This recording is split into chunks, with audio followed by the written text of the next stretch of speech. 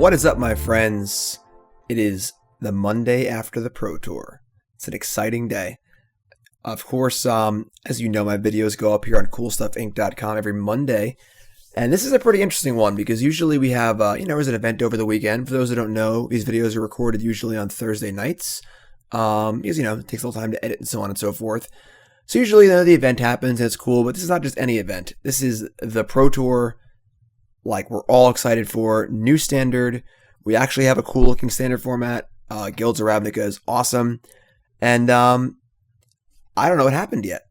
I did my predictions. My article was up last week on CoolStuffInc.com with my predictions. So now we know if I'm right or wrong or not, right? You guys know. I don't know yet. I'm in the past. But this is kind of fun for me because I get to take my shot here.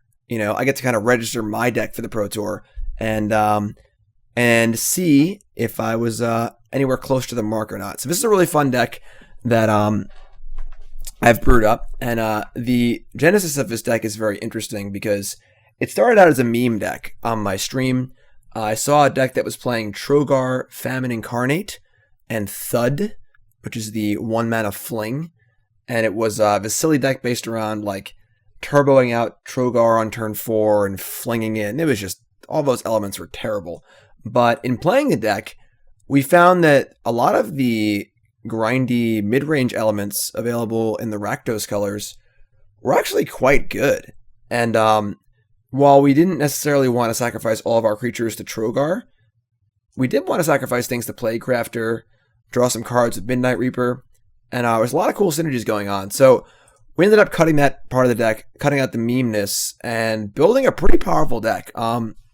This deck is kind of combining all of the, or not all of, but some of the grindy elements from Golgari midrange. We have our Chupacabras, we have our Vraska's Contempts, we have our Memorial of Follies to go long. And then we also have a lot of the elements from like the Boros Angels deck with the really good threats. Rekindling Phoenix is the bomb. This card's really, really good, obviously. And very well positioned in this format. There's only so many things that kill it. And this card's just great when backed up by other threats.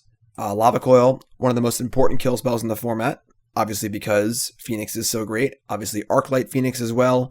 It kills Crackling Drake. Exiles creatures so they can't come back with Golgari stuff.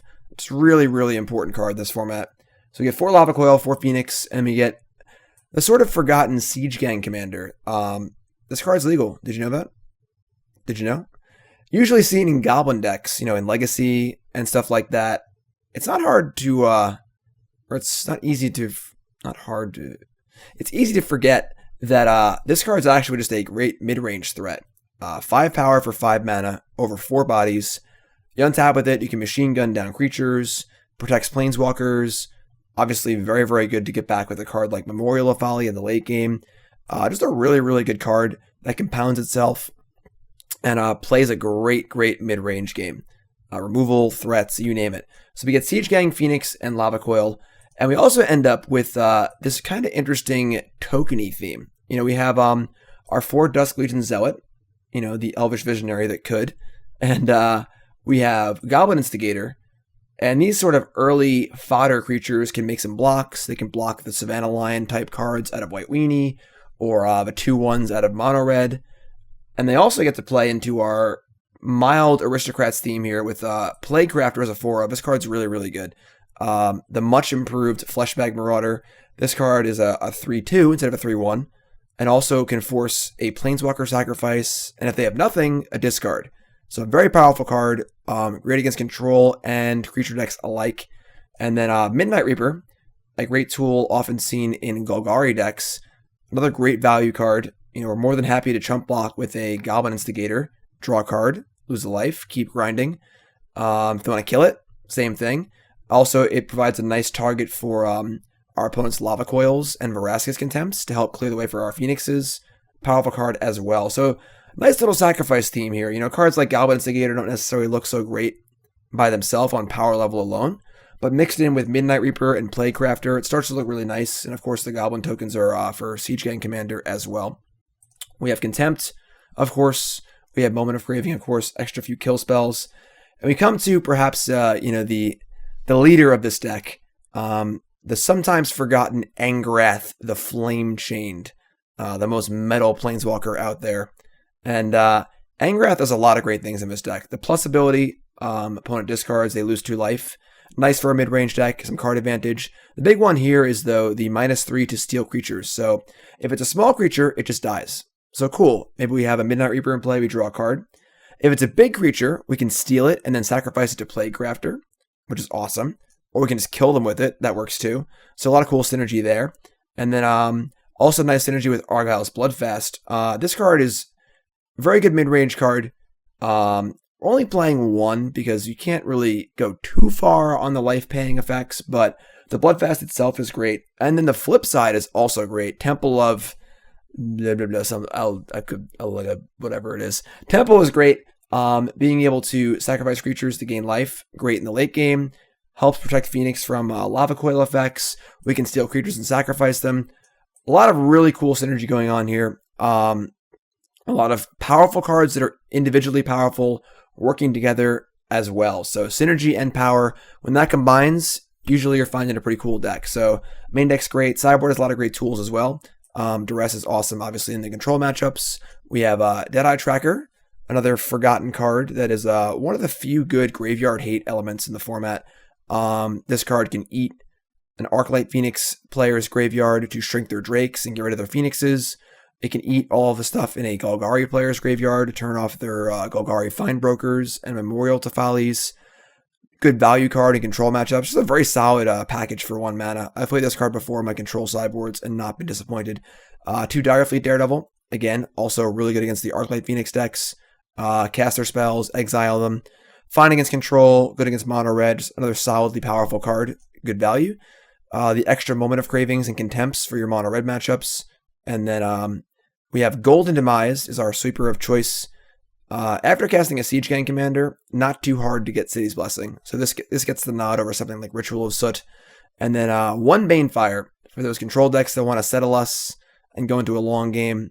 You got to have one of these to put them away. So deck is super awesome. I'm playing this deck on stream a good amount, and very, very surprised with the power level of it. A lot of good stuff happening here. A lot of game in all areas.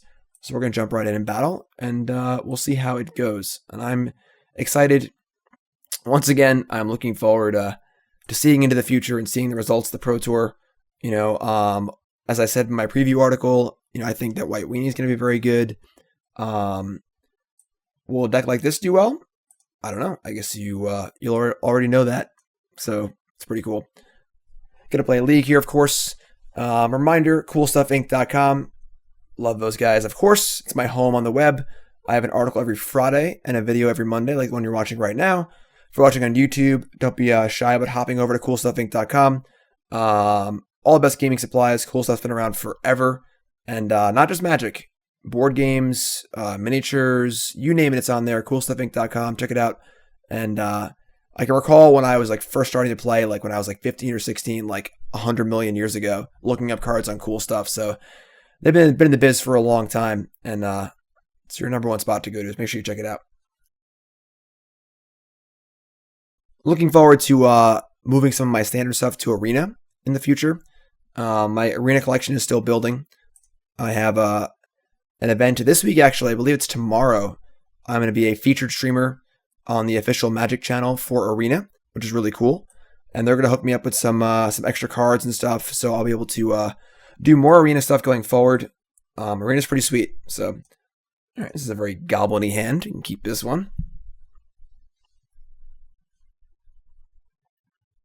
You don't want to draw too many Goblin Instigators, but it's a nice cog in the machine early on. This deck is also, one of the cool things about this deck is that this deck's only getting better. You know, this is an off-brand color combination at the moment. We are playing Rakdos, and Rakdos doesn't actually exist yet. Of course, there are only 5 guilds in Guilds of Ravnica, and then Ravnica Allegiance is the next set, which will have the other 5 guilds, and we're going to get our Blood Crypts and some really cool gold cards too. So this deck is going nowhere but up. All right, so our opponent is playing a Grixis control deck, which is, it's fine. Lava Coil, Chupacabra, not our best cards in this matchup, but typically control decks tend to do well against these mid-range decks, but our sideboard should shore the matchup up pretty well. Like our Chupacabras and Lava Coils ain't too good. Get to upgrade these Cinder Barrens into Blood Crypts. It's kind of nice. All right, where should my Lance go here? You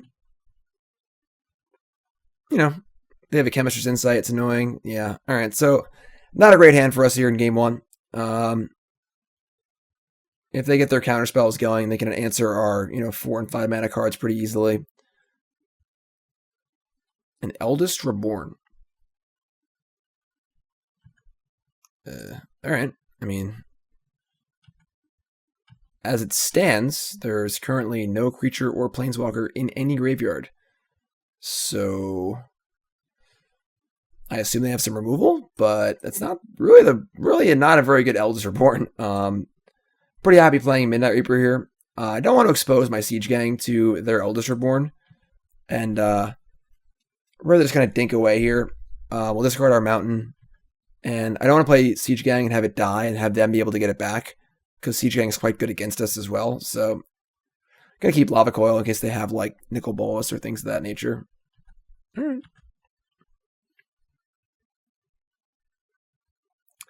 I suppose a possible line that our opponent has access to here is discarding a Nicol Bolas to Chemist's Insight and then getting it back with Eldest Reborn and then flipping it immediately. If they have that, we can't really do much about it. But again, I'm not really interested in casting Siege Gang Commander here. I just don't want it to get countered or die and have them steal it.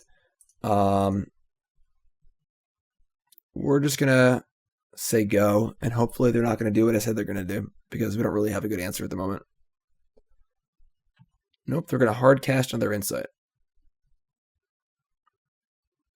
Okay, so this is fine. This is just a 2-for-1 for us. This is one of the worst Eldest Reborns I've ever seen. We drew Plaguecrafter.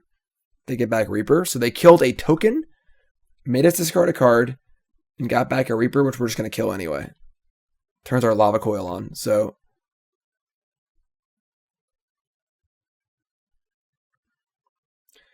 if we Chupacabra it, they draw a card. But we get a Chupacabra in play.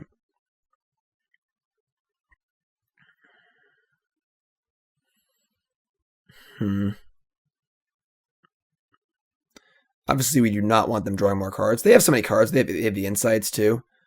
I guess we could just fire off here. All right. They also might just counter it, which would be weird. And then we can Lava Coil. All right, they're going to counter it. So that's fine.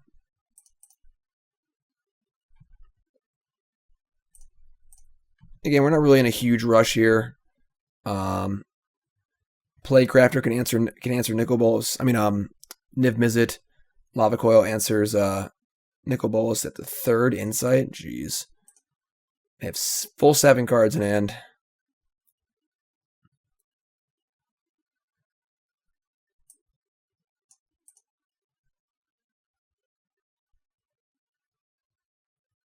Okay.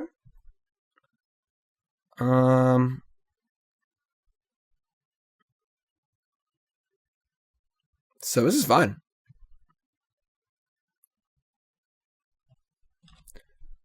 They get to draw 1 extra card off Niv Mizzet. And we get to Plaguecrafter it. Fortunately, we can't go Siege Gang and Plaguecrafter, but we obviously need to kill this immediately. We cannot let that live for any amount of time with always Insights in the graveyard too, so it's possible, we possibly that saving Chupacabra might have been better and using the Lava Coil earlier, but this is okay for the moment. This is not ideal, but so if we had used the Lava Coil on the Reaper, we would have had Chupacabra for the Niv Mizzet. Okay.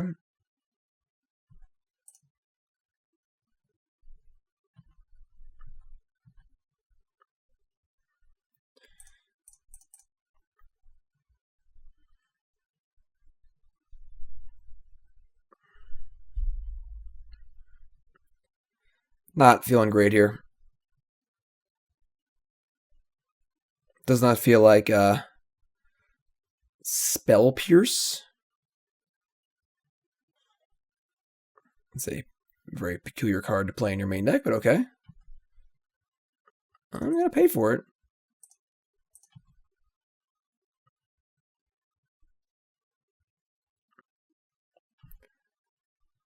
If we get triple Spell Pierced, I am going to be flabbergasted. Oh, Syncopate? I mean, I thought when I was holding this land, I was playing around the next Nicol Bolas, but I ended up not playing around double Spell Pierce into Syncopate. That was not on my mind. So I guess I'm dumb. And now they're going to flip this and probably kill us. But they're out of cards now. They only have one card in hand, so...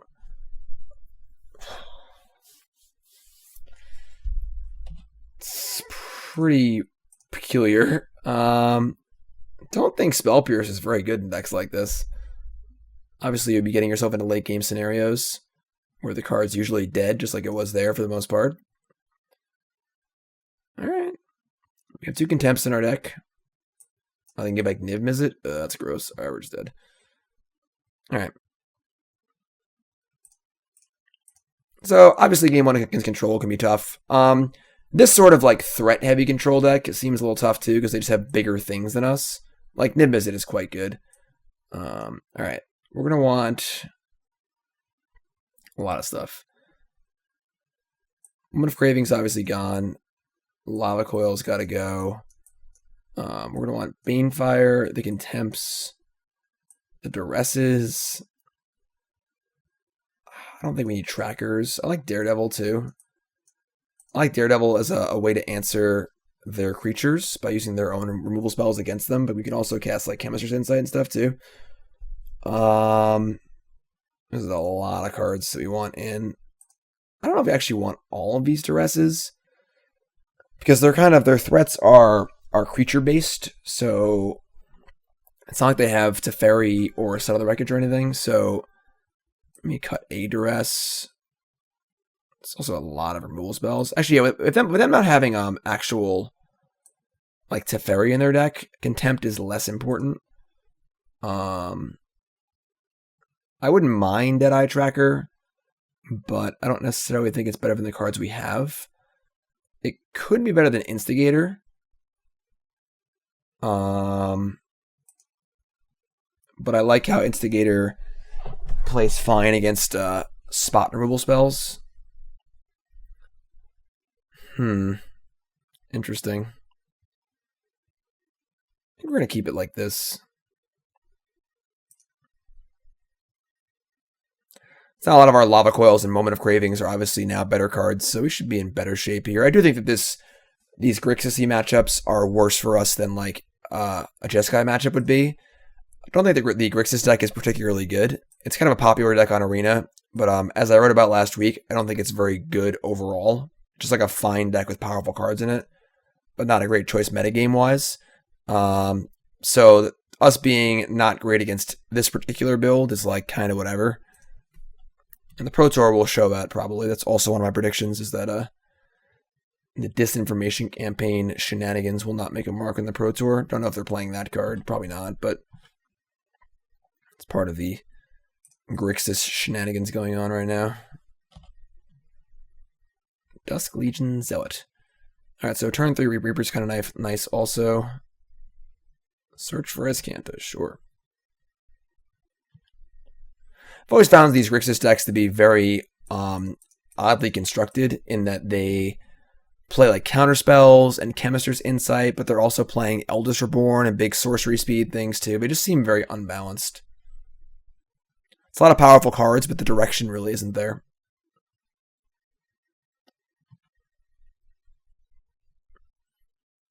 Alright.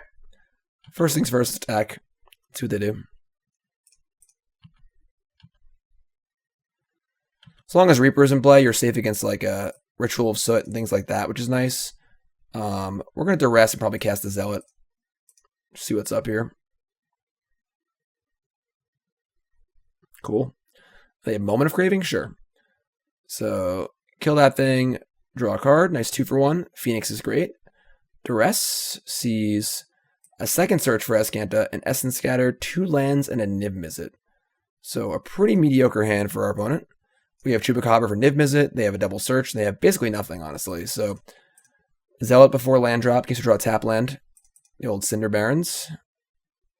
Oop. All right, works for me. Bloodfast, a fantastic card in this matchup. So this game looking much better for us. Duress paving the way. Better threats. They put an Insight in the graveyard. Adorable. All right, so we know the coast is clear for Rekindling Phoenix. We know almost their entire hand. Suppose we could play Bloodfast and Instigator here. Bloodfast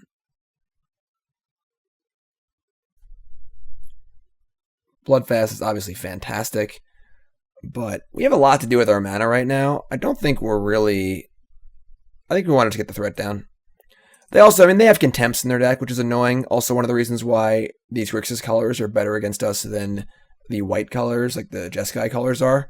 They just have 4 Contempt in their deck, which is much better against Phoenixes than the Sealaways and Settles are, because you can play around those. But,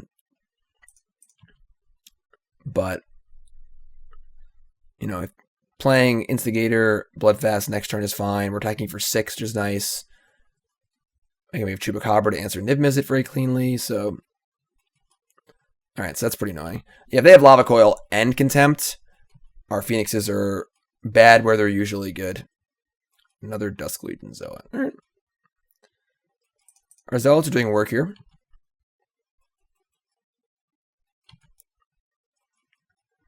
We're going to open on... I guess actually we should play Bloodfast first, because they showed us Spell Pierce and Syncopate. So let's play that first.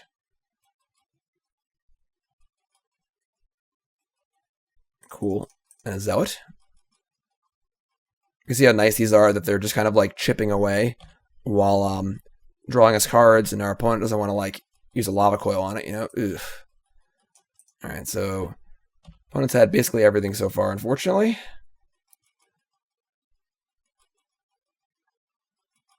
Their draw 2 was kind to them. Search is obviously helping too.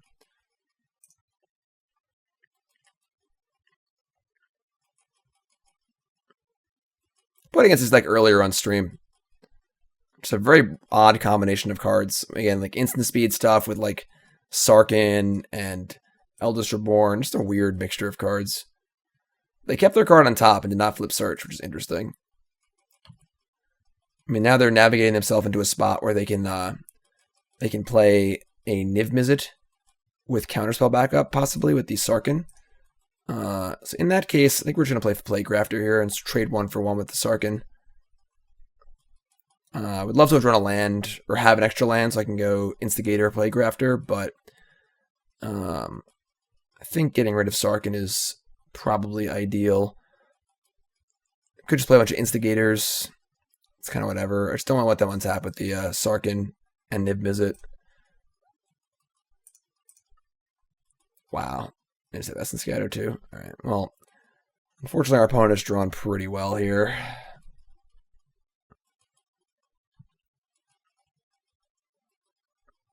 Again, mid-range decks tend to struggle against control decks.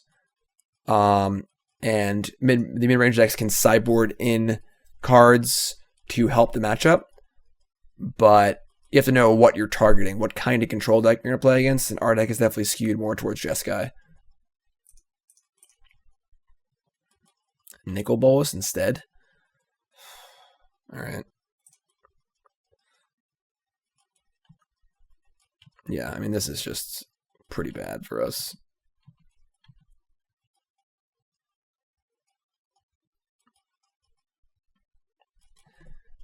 I mean, they have 2 cards in hand. One's a Niv Mizzet. So, I want to save Chupacabra for Niv Mizzet. We're just going to Banefire his Nicol Bolas and hope they can't counter it. And just try and trade. I mean, they have Search for Escanto. We have Bloodfast. We both have late game engines in place. Oh my god.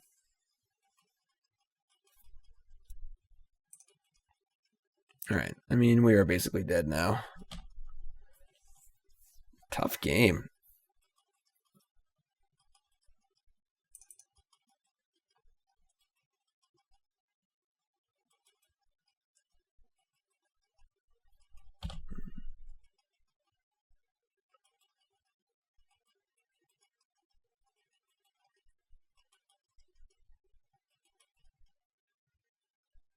So they can flip. Alright. I mean, I suppose it's Contempt or bust here. This game has clearly not gone very well for us. We're essentially dead. Alright. I mean, you know, I don't think this is a very good matchup for us. They have a lot of the things that we're doing covered. We duressed them and their hand wasn't great. And then they answered everything we did for the rest of the game. So, not a great matchup. A lot of the cards line up well against us.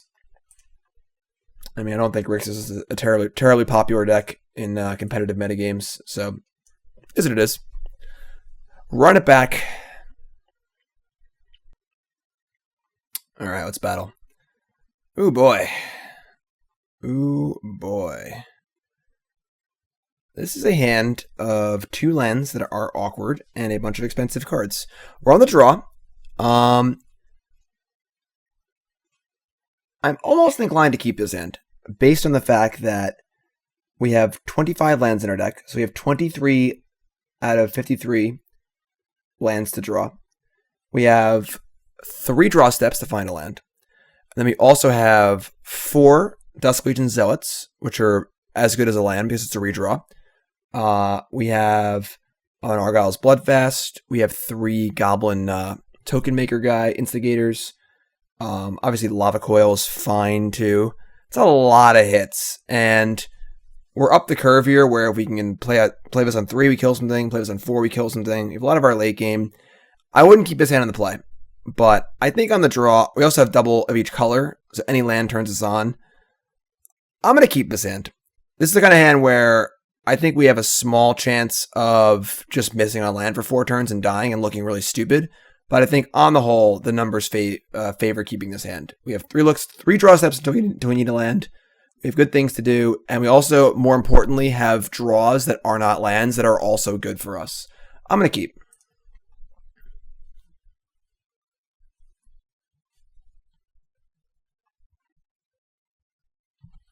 All right. Plains, no 1-drop, thankfully. All right, that's not one of the draws that is good for us.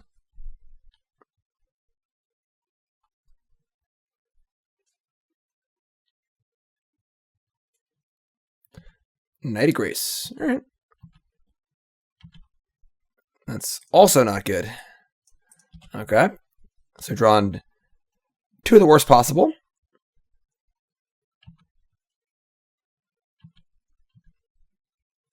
Wow.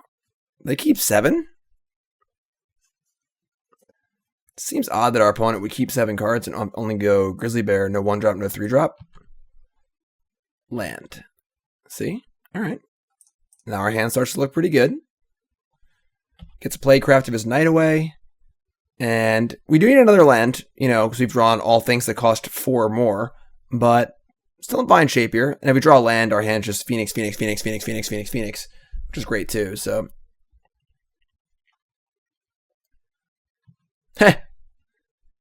Cute. Well, that turns off some of our hand for sure, but alright, that works. And like I said, that's kind of the thing, is that we have a lot of good 2-mana cards to draw also that doesn't need to be a land. And a card like this, while not a land, you know, we time walk them, we kill their card, we play our card, and we have another turn to draw a land. So, Resplendent Angel. Alright. That is not a land either.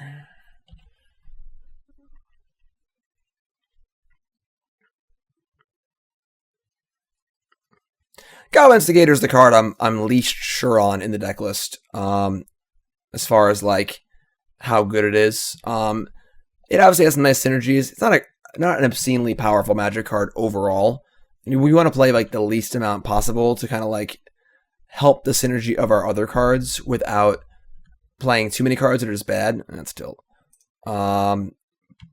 So I tried Bugler Rat for 1 league as a similar sort of fodder-esque type card that will get a card out of their hand. Card's interesting too, but all right, we're gonna chump here. We got Chupacabra lined up. No Lyra. I think I'm fine just slamming Phoenix next turn, most likely. We'll see what they do. Nothing.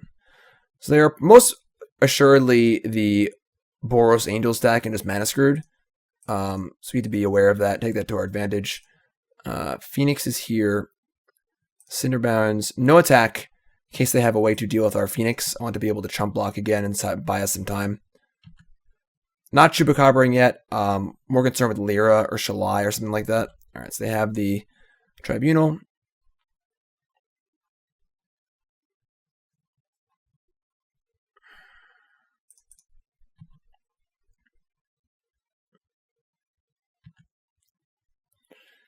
Midnight Reaper, not particularly ideal. Almost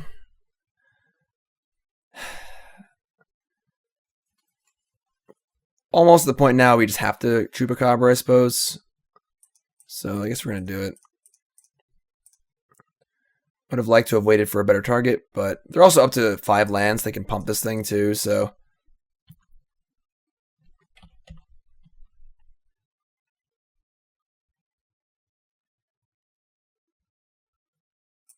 Cost 6 to pump. Oh, there's Shalai. We just take this.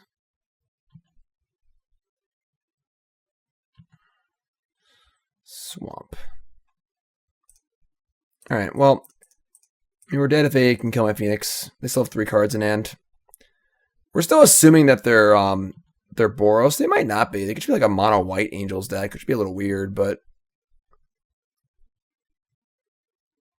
Alright, so we're dead. Okay. Tough game. I'd keep it again.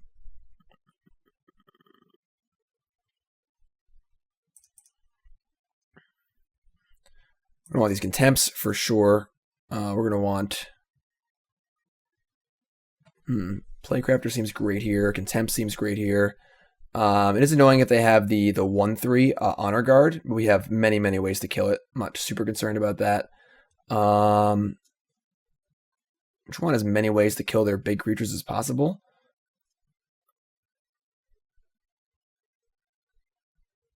If they're mono white, then Daredevil doesn't really do anything. Moment of Craving kills a Danto Vanguard, which I assume they have.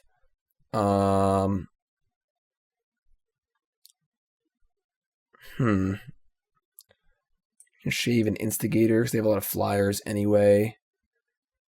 And maybe shave a Midnight Reaper.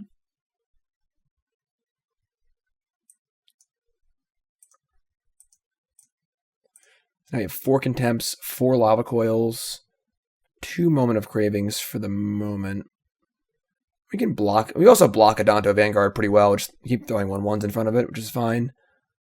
I think I'm fine with this.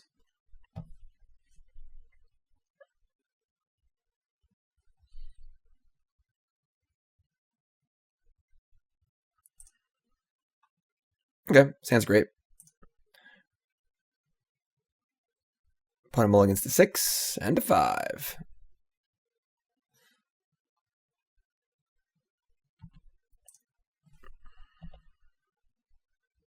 Not quite Blood Crypt, you know? Ooh, interesting. They are a black-white Angels deck. We've not seen this before. Forsaken Sanctuary. What does black give them? All right, Plaguecrafter is a nice draw here. You can see our nice little curve. Honor Guard. Awkward. All right.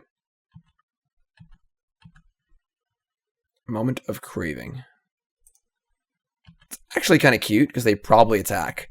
So we attack, block. We'll just take the 2 for 1 and get our 2 for 1s online.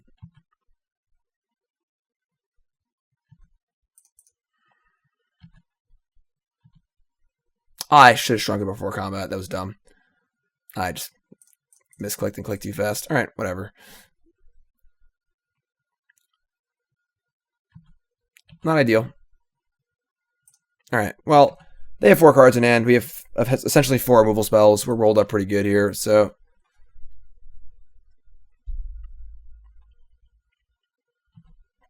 They have nothing. I mean, it seems unlikely to me they have Vraska's Contempt in their deck, given that they played all planes last game, and they're probably just splashing white. They could have Tribunal, but I think I'm taking the 2 for 1 here with our Angrath and just playing it and plussing it. And if they don't have Tribunal, then it's great because we have Plaguecrafter plus Angrath or Reaper plus Angrath. So discarded a Baffling End. Okay. One of the advantages of playing a rogue deck is your opponent's not really sure what's going on. This card seems okay against us, but not super exciting. Ooh, that's really good. All right. This card does not seem great against us in most scenarios. We have a lot of foddery creatures, but we did not play around that one. All right, so we're both kind of slamming cards that are unfamiliar to each other, and that's a really, really hard one to beat. That's brutal. Just absolutely brutal. All right. Christ. All right, we get to go Reaper. Like, I don't hate Plaguecrafting here. It's just like a disinformation campaign where they discard a card, I draw a card. And then we kill their last threat. Man, they get back Angrath, though. It's going to be hard to beat that, honestly.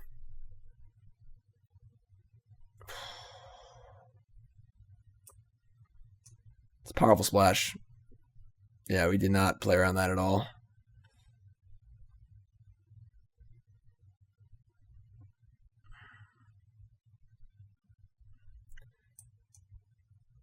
I'm going to play Crafter. I draw, they discard. This is not ideal, but we have 2 kill spells in our hand, and they only have 1 card left now, so we draw a card off this.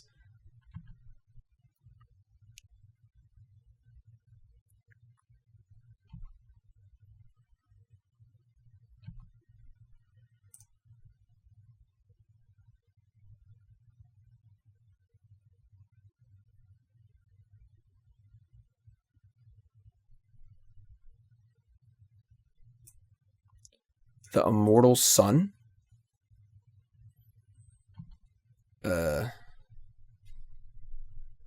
Okay. The card I was most scared of was Angrath, so sure. Makes our cards a little worse, but okay. Opponent's deck is very techy.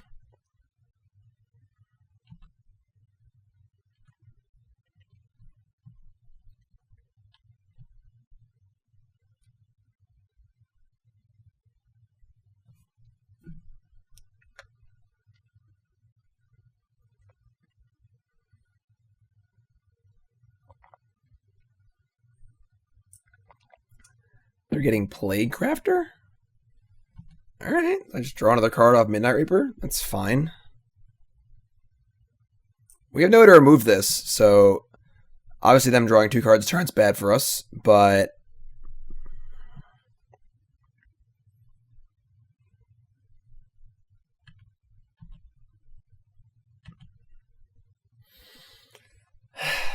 we would like to draw a threat.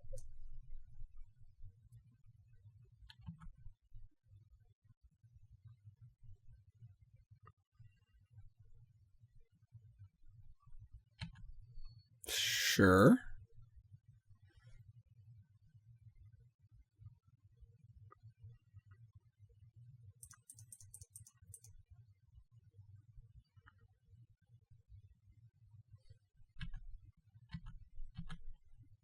Thank God.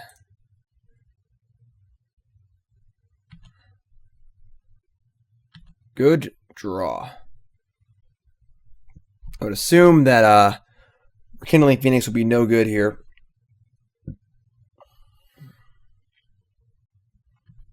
History of Benalia, sure. History is obviously good, but Conclave Tribunal.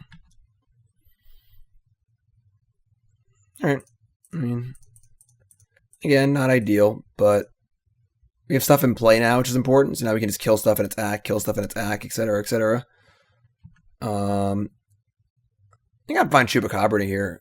Chupacabra-ing here. That's not really a word, but never mind. Now we're just going to Lava Coil and cast Phoenix, so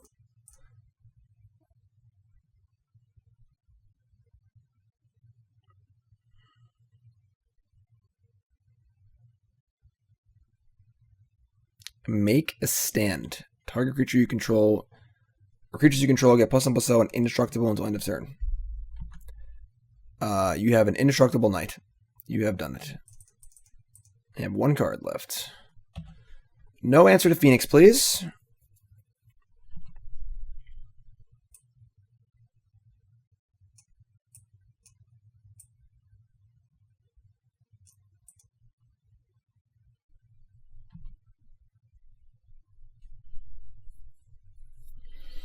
Honor Guard, sure.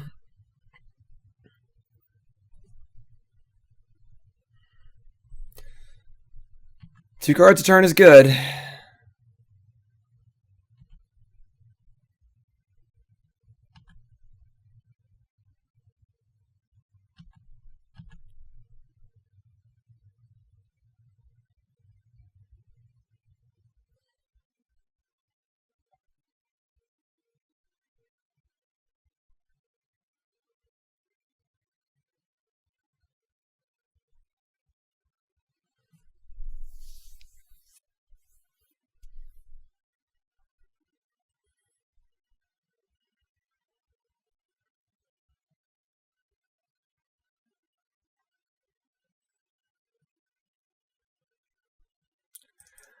Guess we just kill. This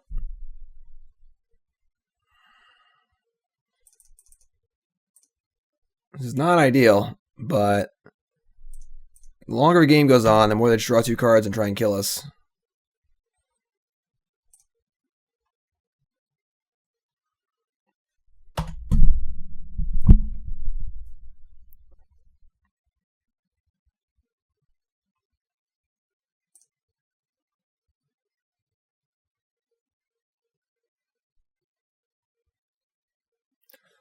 Oh my god.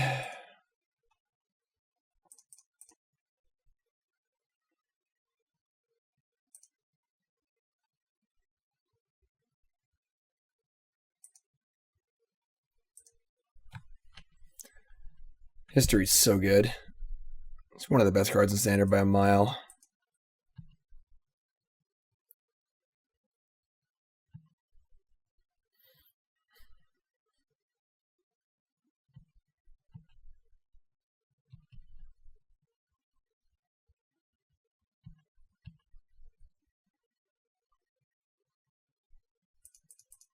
Pretty good draw. I can make some reasonably favorable trades, hopefully. Actually, we're just chumping next turn, but that's fine. We can just like chump, draw some cards, contempt one of them if we have to.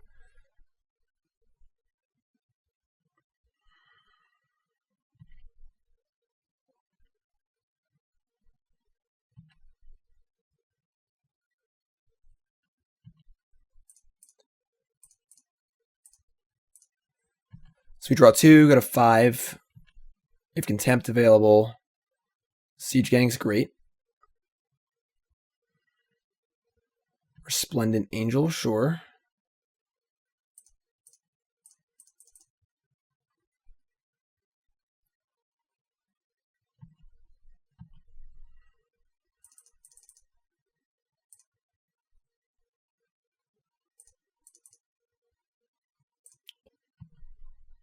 Not quite there yet, but we're trying. We are definitely trying.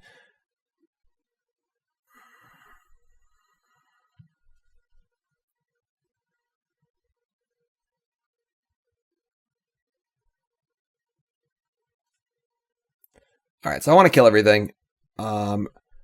Reaper's getting in, and we're going to go block, and then we're going to shoot, end step, and just kill all the tokens in play. Draw a card off Reaper. Chupacabra's cool. Danto Vanguard.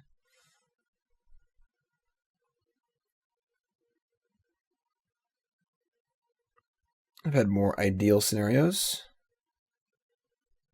Conclave Tribunal. That's really aggressive. Alright. Kill one of those. Kill the other one of those. Essentially for free.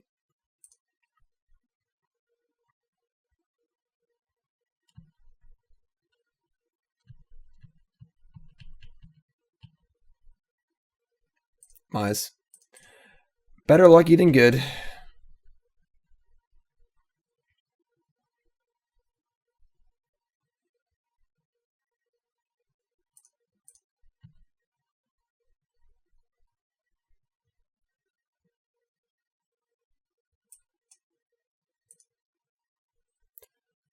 Ugh.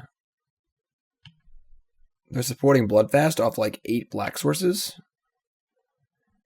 Alright, that's a little rough, I guess, but they're at 9, so it's not the end of the world. Now they're at 7. Resplendent Angel. A Chupacabra. They only have 1 Conclave Tribunal left, so this Phoenix might just get there.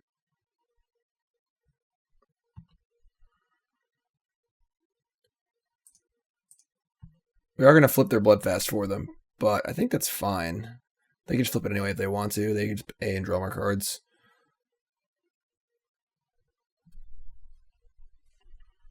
Make a Stand's really weird.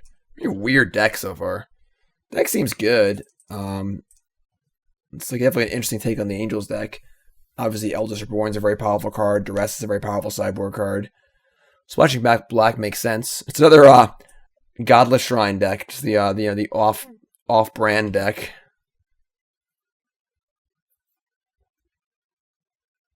We are officially out of cards though, so we need them to not play anything more.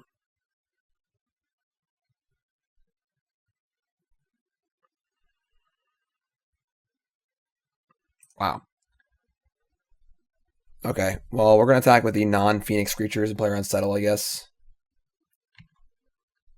Memorial to Folly, pretty good draw. Gets our Siege Gang back.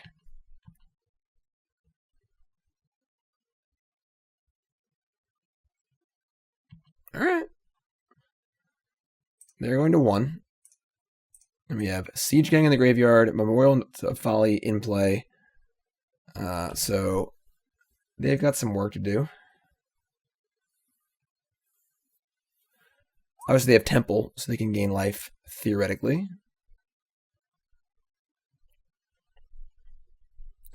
However, because they only have 1 creature, now they have to gain life. We also drew Lava Coil. So I'm pretty sure we just get back Siege Gang. And they have to gain life. We can attack. If they still have Settle, it's fine. Yeah, this is definitely the way to start this.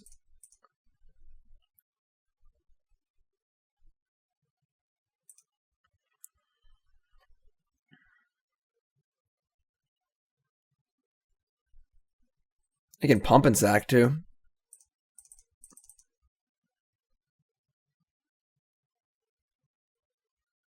Alright, so first things first, upstairs.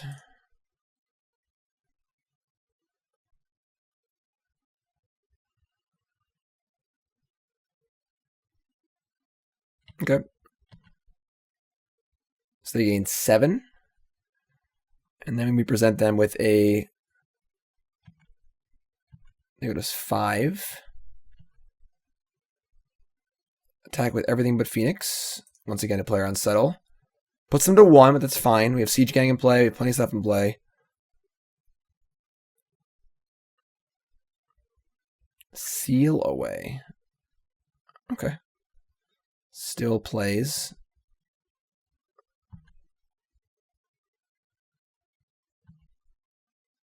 This thing's been in play for like 10 turns. This has been a wild game.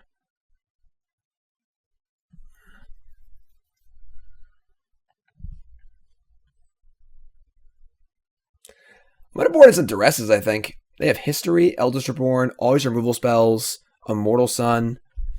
We're gonna be on the draw for game 3 too. Yeah, I'm boarding in some Duresses. Alright, so let's reevaluate a little bit. I think Plaguecrafter's weird. They have the Honor Guards too. I'm a little interested in just kind of chilling on some of the comes into play effects. Dino Vanguard's super awkward because it requires a different answer than most of the other cards do. They also have History. So we have Golden Demise, which like could be good, but might not be good if they have the Angel cards. This is definitely an interesting one. Plaguecrafter is a good answer to most things, but doesn't work against the 1/4, 1/3. Right, I want 2 Duresses. I think I want to cut the Instigators. I don't mind using Plaguecrafters as an edict. 2 duress. I almost wouldn't mind 3, honestly. Just plow the road for our stuff, and then take some of their bigger threats.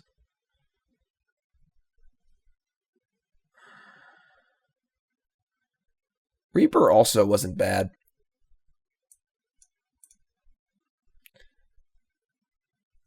Angrath is weird too, because Angrath is like one of our best cards, but they have the Immortal Sun, but they can't have more than like 1 or 2 of that card anyway.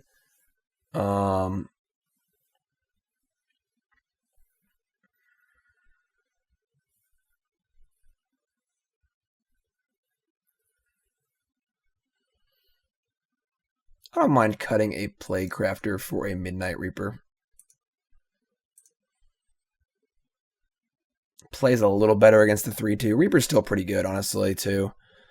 I mean, a lot of their removal exiles, but like we can use Reaper to kind of trade up with histories as well.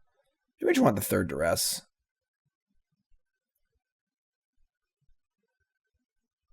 Even in a late game, we can hit like Seal Away or the Ixalan's Bind, not the Binding, Conclave Tribunal. Maybe this. Let's try this. Duress is a little interesting, but we're thinking on our feet here. We have not seen our opponent's deck before. We've seen Boros Angels, we've seen Selesnya Angels, have not seen what they're doing. I think it's fun. Some removal spells. It's a little soft to a Honor Guard, but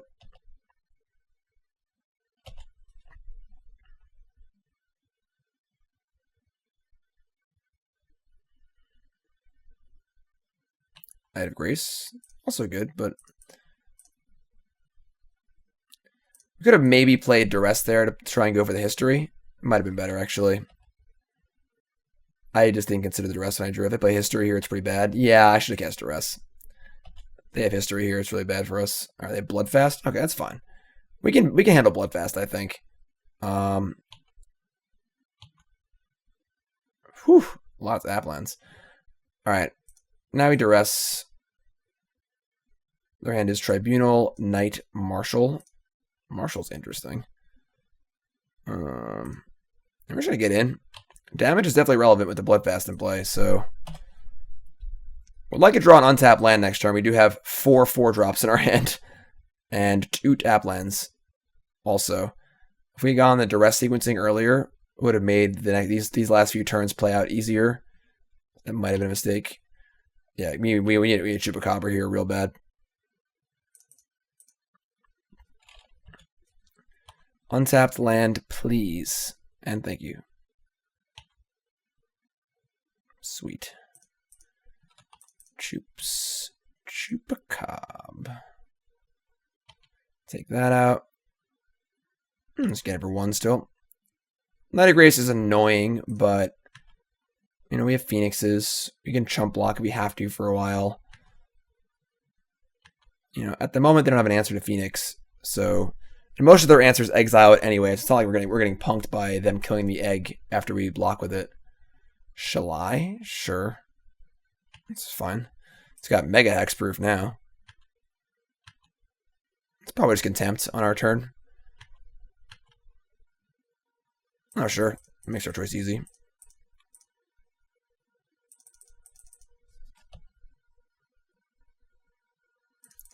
Keep backing away. Keep trying to get this Bloodfast as inactive as possible.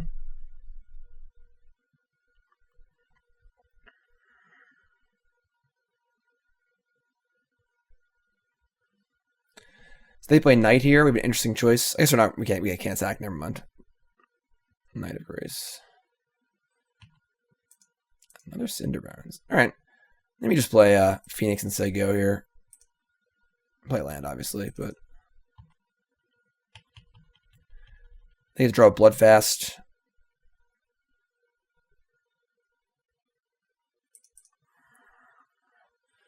All of their removal sorcery speed. So once they attack, we can like double block and threaten to kill a knight. Feels good. Thereby trading a Chupacabra for a knight, which is a really good trade, obviously.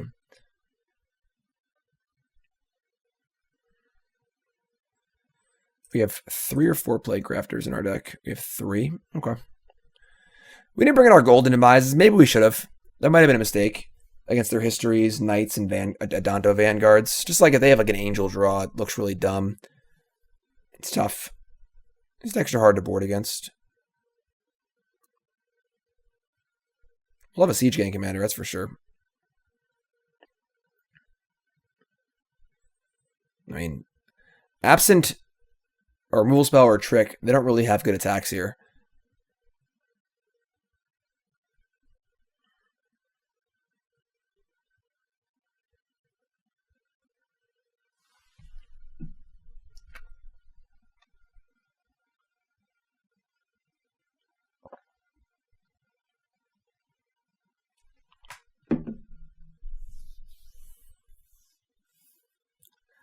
What's in the tank? Jeez.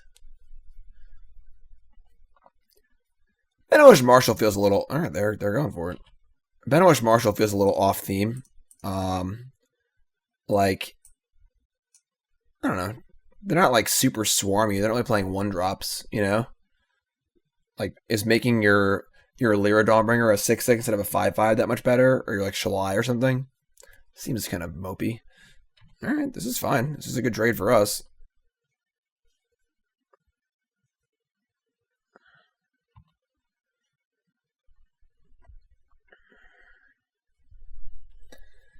Play something big, we kill it. They play nothing, we play Phoenix. We can debate on our attacks, save a chump blocker available. This is all pretty good. Okay. Not as good as it initially looked, but still fine. Alright, so we're going to attack with Phoenix. I guess they could have Seal Away here. Ugh.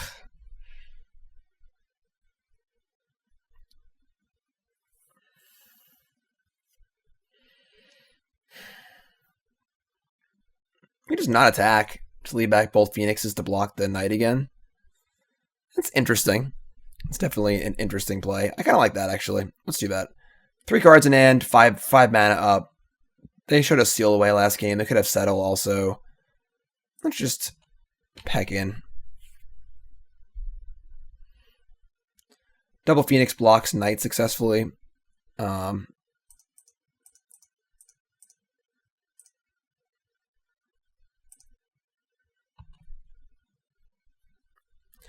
This allows them to draw, but then they get to go down to like 8, which is definitely a thing. We have 2 removal spells in our hand. We have other Duresses in our deck, which can help clear the way for these regardless. They tap out for something big, we just kill it and kill them now, because we have lethal on board, so... touchy spot. Field of Ruin. We do have Double Memorial and Chupacabra as well, which is nice, so... The old Field of Ruins, Swamp, Benowish Marshal deck. Shalai, sure. And Honor Guard. Alright. So now we just kill them. That makes life pretty easy, I suppose.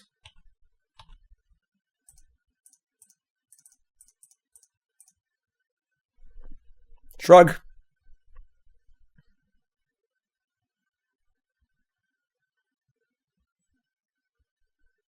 They had Chupacabra covered, but did not have Rekindling Phoenix covered. Cool. So, despite some awkward plays based on me just playing too fast, but then more so like not knowing the matchup and stuff, and that worked out pretty well. We saw, I mean, the power of that last game, like that game too, they had Immortal Sun in play for maybe 10 turns, some ridiculous amount of turns.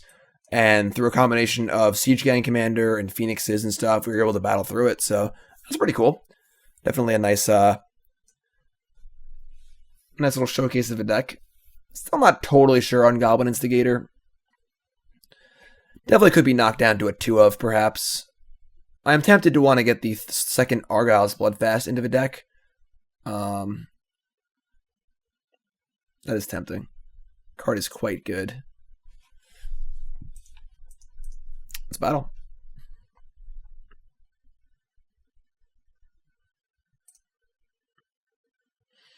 Full house. Lava Coils over Dusk Legion Zealots. One mulligan. Alright, I mean, We are on the play. We can't really afford to mulligan this, so we might break off and die, but gotta keep. Opponent also mulligans. Dusk, Legion, Zealot. We're going to top that. That is essentially a free draw on turn 2.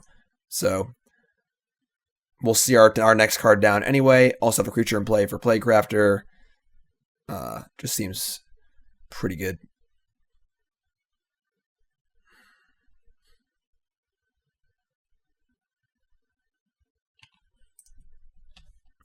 They scribe bottom. So, ooh, okay. That's scary. For our mulligan, we need to draw some lands quickly, or we're dead.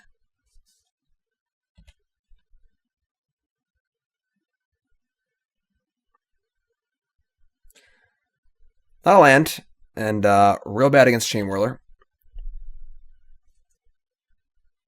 They shocked my Dusk Legion Zealot. That is aggressive.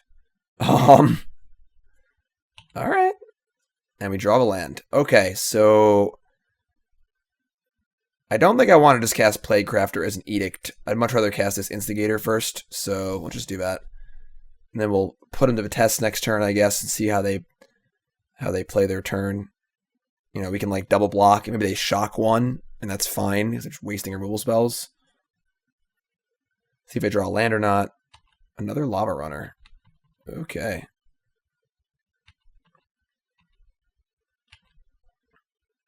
Alright. It's not particularly pretty, but it's fine. Obviously, we'd love a red source for Phoenix, but land for Angrath is fine too. Always sack the token over the actual creature because we have a Midnight Marauder in our deck, which will want us to have the actual cards in play, not tokens. And it's a 1 for 1.5. Or I guess it's an 0 for 1.5. We kill their creature and lose a half of a card for us. Or 0 for half, whatever. You know what I mean. We traded half of our Instigator for one of their cards. Wizard's Lightning on the Crafter. Alright. So now Lava Runner is a 2/2. And we get to untap and figure out what we're going to do next. I suppose anything but a tap land. That plays. I would like to Chupacabra like a better creature than Lava Runner, but we just got to keep using our mana. We can't afford to not play a spell this turn, so Angrath can also kill stuff too. Definitely not. We're both not on our ideal draws here. We are both kind of cobbling together. You know, opponent's missing land drops. You know, we're off colors. Definitely both mulligan this game. Alright, so the Whirly Boy is annoying, but... Alright, so we draw the land. So we can Angrath, and we could just steal it, attack for 5. Then we leave Angrath on 1, and they have 2 spells in their hand, and another Chainwhirler would really suck. Could just play a Phoenix. We could also go Angrath plus, which makes it somewhat unlikely they could actually kill Angrath next turn. I suppose I could just attack it and then shock it. It would just be a Mind Rot plus 2 damage. If we do play Phoenix, I'm not super interested in blocking, but it does start the attack. Then we can go Phoenix into maybe Angrath threaten. It's a pretty tough spot, honestly. Chainwhirler battles really well, obviously. A 3/3 first striker is pretty real. Didn't have first strike, I'd have no problem throwing a Phoenix in front of it. But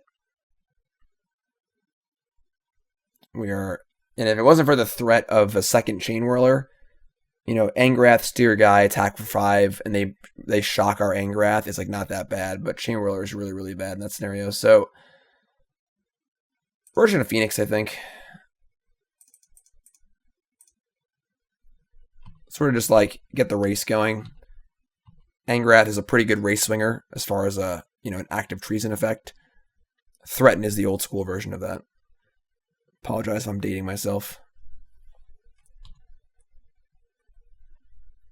Alright, so we're not going to block.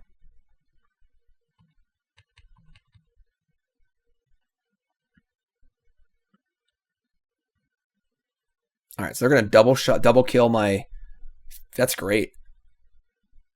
So we should get a 2-for-1 off of this. Sure, Firebrand's fine. Okay. And now we draw another land. They have 2 cards now. I think I'm pretty fine just running that back, honestly. Yeah.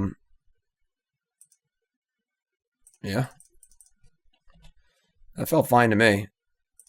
We do that again, they have no cards left, and we slam Angrath and steal this and kill it and attack them with it. So, feels good. Feels good.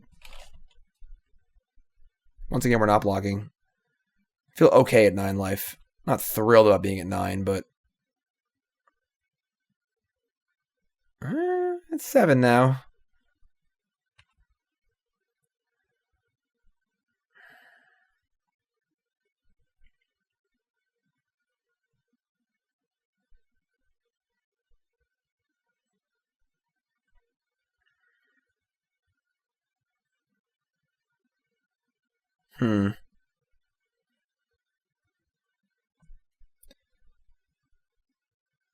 Alright, I think it's Angrath time.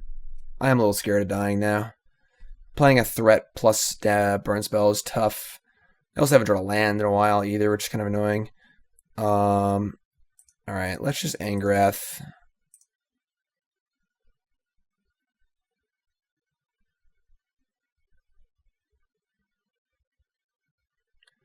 It's a pretty big attack, too.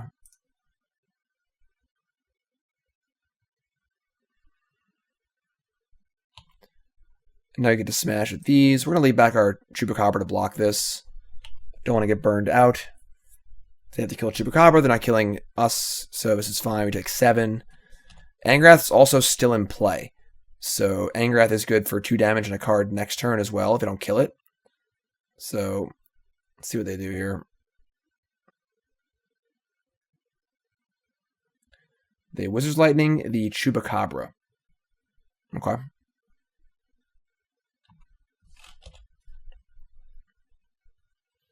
They're attacking me. Nope. They're attacking me. Am I dead? They have 1 card in hand. What could their last card be? Is it Frenzy? It is Pyromancer. We're at a cool 3 life.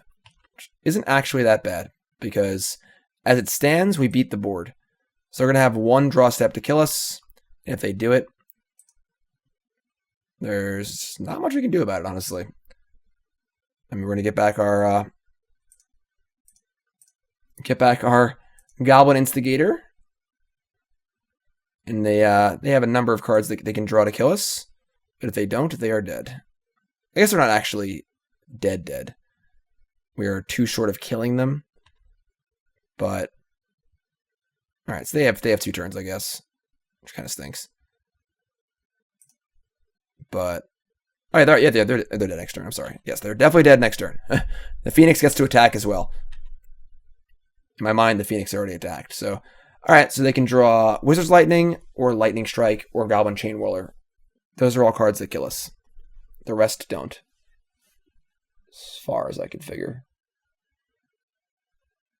Can't look.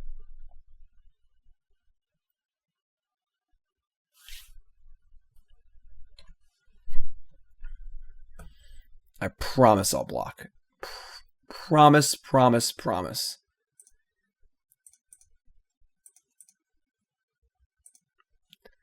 Goblin Instigator doing some work. Goblin Instigator heard us talking some trash about him, and he was like, yo, I'm valuable. I'm an MVP. All right? You need me on your team. I may not be as flashy as, Sidney Crosby or Alexander Ovechkin, but I'm a solid 3rd-line center. I finish my checks. I fight in the boards in the corner. I defend my goalie. And I score 18 goals a season. Like clockwork. You need me. All right? I'll block that shot in the penalty kill. I'll do whatever it takes to win a game. Goblin Instigator. Unsung hero. All right. Let's bring in Moment of Cravings. Direfleet, Daredevils. Golden Demise, I think. Contempts. What's coming out? I don't think we're in the market for Midnight Reaper. Or Bloodfest. A little too much life loss. Also, like, Instigator is pretty soft to Chain Whirler. I don't mind shaving an Instigator. We're also bringing in a 2-drop that has 1 toughness as well, so... Golden Demise is awkward. I don't think we really want it. It kills some of their stuff, but not all of it. And then I don't mind like a Duress or 2. If they're going to bring in the Experimental Frenzy map package, that's definitely a thing.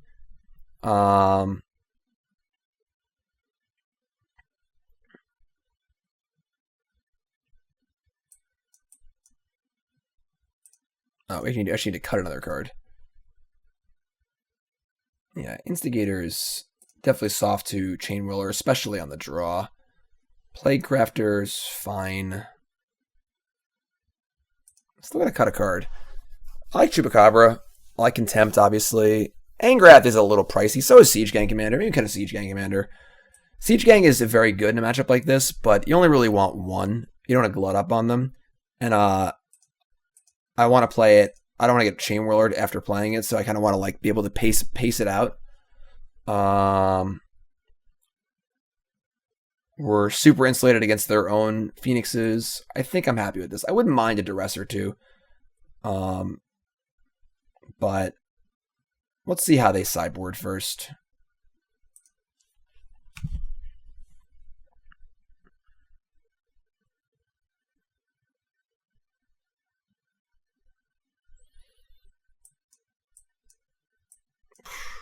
Put them all against the 6.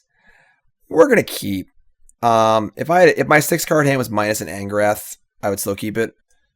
We have decent mana on the draw, the Lava Coil. This is not a great hand. We could definitely just get run over and lose this game, but you gotta have a little faith in your deck, We're gonna keep. Opponent mulligans also, so their hand's gonna be a little worse than usual, probably. They keep 7. I'm a little more inclined to mulligan, but I think I still keep.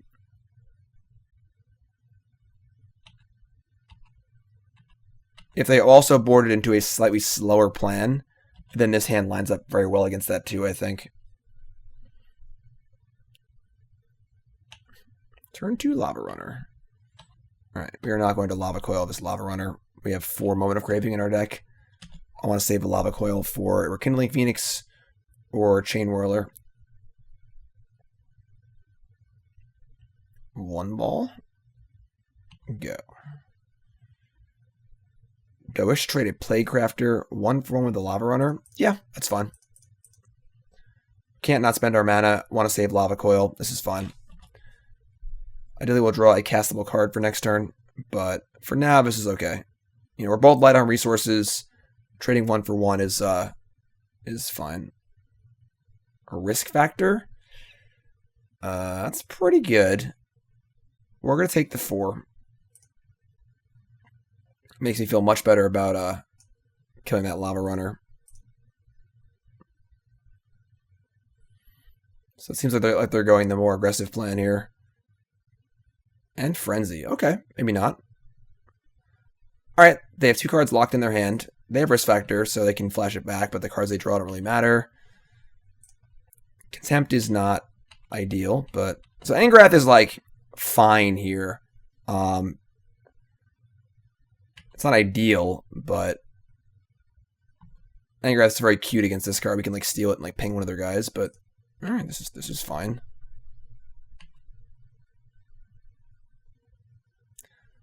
So they didn't play a land, but they also didn't play the card off the top of their deck, which is weird, which means they really, really want a Risk Factor again, which I guess is fine.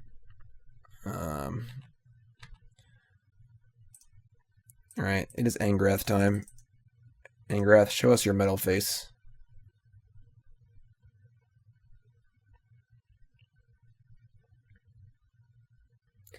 Now the plus is not super effective, obviously, because the cards in their hand don't matter that much, but I'm not going to minus here to kill a Firebrand. And let's just kind of give them something else to shoot at.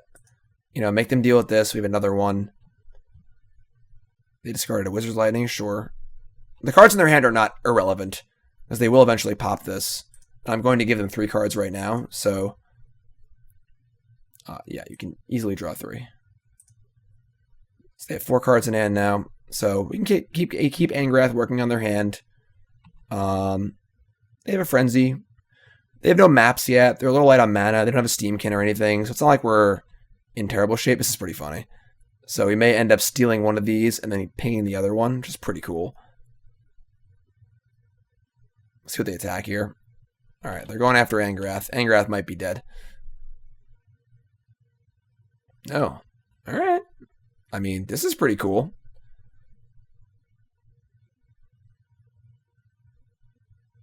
I think we're down to just kill both of these.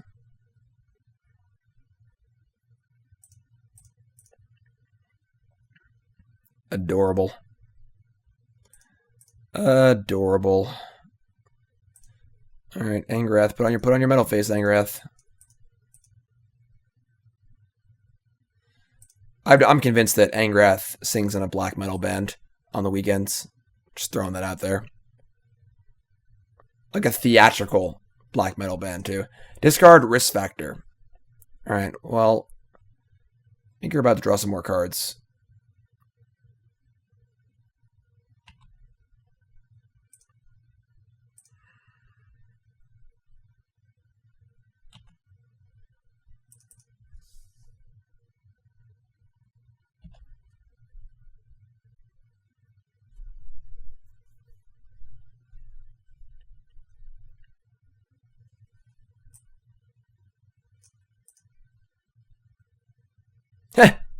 Okay. And we are live. Live at 5 here. Another Lava Coil. That makes me feel pretty good. It makes me feel much less bad about using more Lava Coils here. Alright, so it's Angrath. Get to work on their hand. Not a very good Frenzy from our opponent. Not a very good Frenzy at all. Mountain. I think that the Expedition map. Nope, not Expedition map. Treasure map plays much better with Frenzy than the Risk Factor does. Alright, what's Zealot? We're probably just gonna Lava Coil this Steamkin. Can't draw a red source to save our life, but we might actually just use Contempt here. Just more mana efficient for later. Yeah, I actually like that better. Maybe we're just gonna wait then. We can just say go. Yeah, it's fine. Say go. Opponent's drawn 6 extra cards, and I still feel like we're up on cards on them, which is nice. Alright, I'm going to respond to this. If they play another spell, they can cast an instant response, still get the mana off Steamkin. I don't want to allow that. So let's just fire off the Contempt here.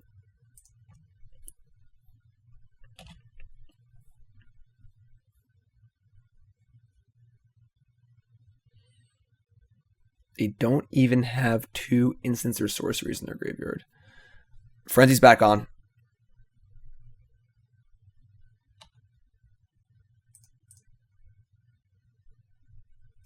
What's the ultimate do? Each opponent loses life to the number of cards in their graveyard.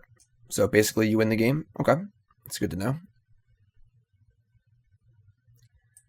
Again, I'm loath to use these lightly, but opponent's not really doing anything, so I think I'm fine just firing away here. I'm going to leave this back on defense, I think.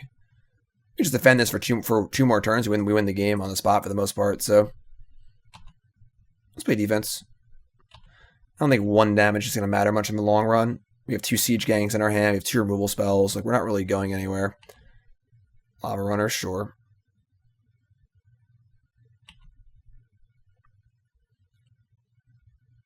Like, I'm fine just blocking here, I think.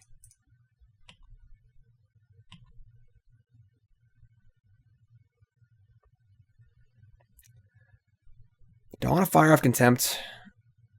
Here, just buy back this Dusk Legion Zealot. We'll have 5 lands in play. Play Zealot. We'll have Lava Coil up, probably.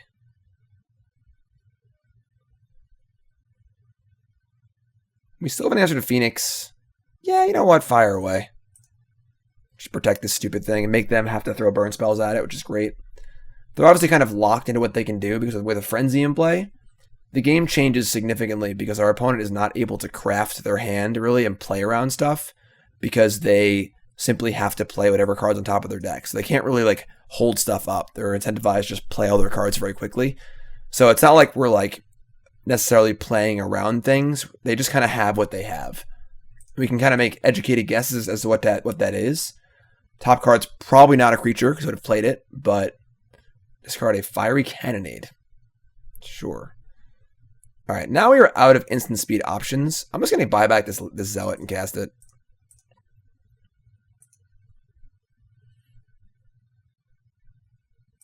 So it's just a blocker. Draw a card. Try and find this red source that's been eluding us for a million turns. We found it. Cool. So, like, now their top card needs to be some way to deal with this. That's one. That's definitely a card that plays. Shrinks Angrath down, kills my creature. All right. That was definitely a better Frenzy turn. Last few have been pretty bad. That one was fine. That's kind of cool. Get the Lava Coil something. And then Lava Coil something else. I'm cool with that. We're just killing them, too. They are at 10. I'm not thrilled with playing Siege Gang Commander. We can do better than that. I think I just want to go kill here. Or kill. And then plus Angrath. Discard a Mountain. See, I think I like Daredevil. Hit their Lava Coil.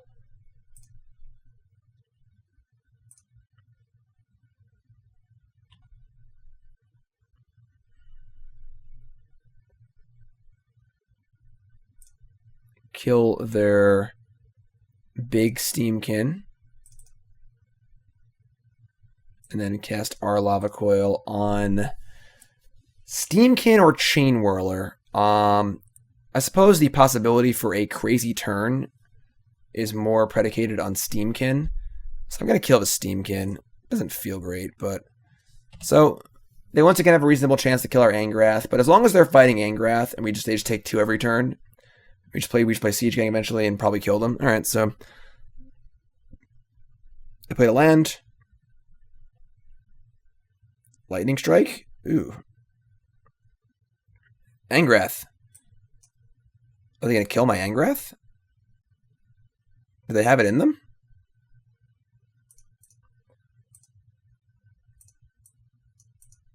It's on 1.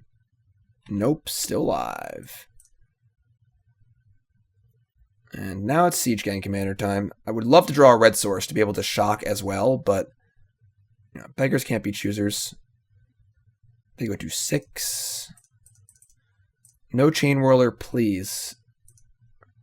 They've only seen 1. So, them finding a Chain Whirler is not unlikely.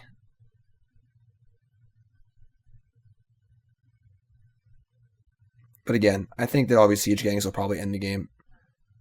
Wizard's Lightning, sure.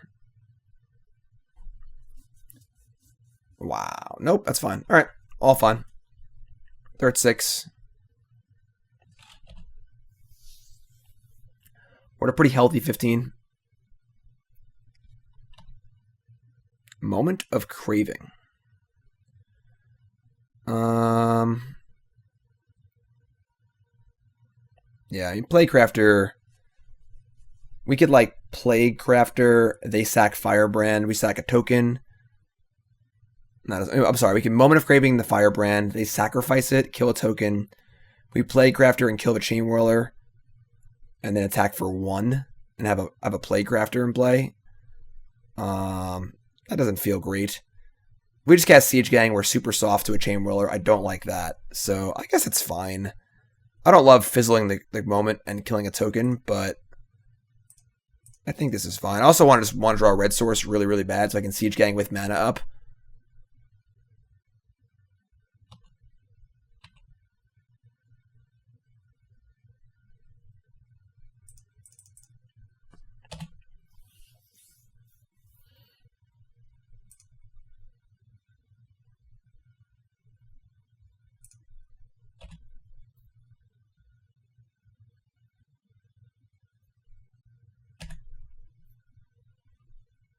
There's their land drop. Fiery Cannonade, sure. And Goblin Chain Whirler, sure. And Steamkin. And a 1-drop. Nope. That's probably Wizard's Lightning. They have no wizard, I would assume. Oh, there's my red source. Alright. I mean, that's a lot of Fiery Cannonades. That was a shock. Okay.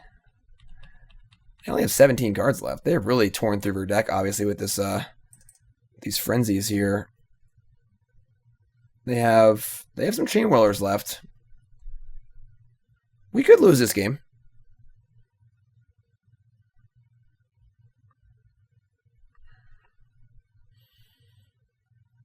All right. They kill the frenzy. They free the Chain Whirler in their hand. Christ. Frenzy is really good. I thought we were going to be able to close this one out before they really went nuts on us, but it's looking like it might not be the case anymore.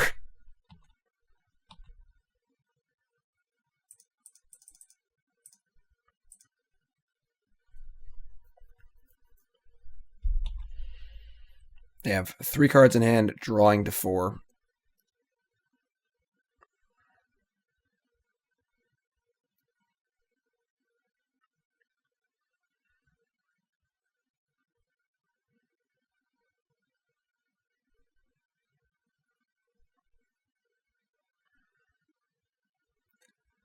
Lava Coil, the Siege Gang Commander.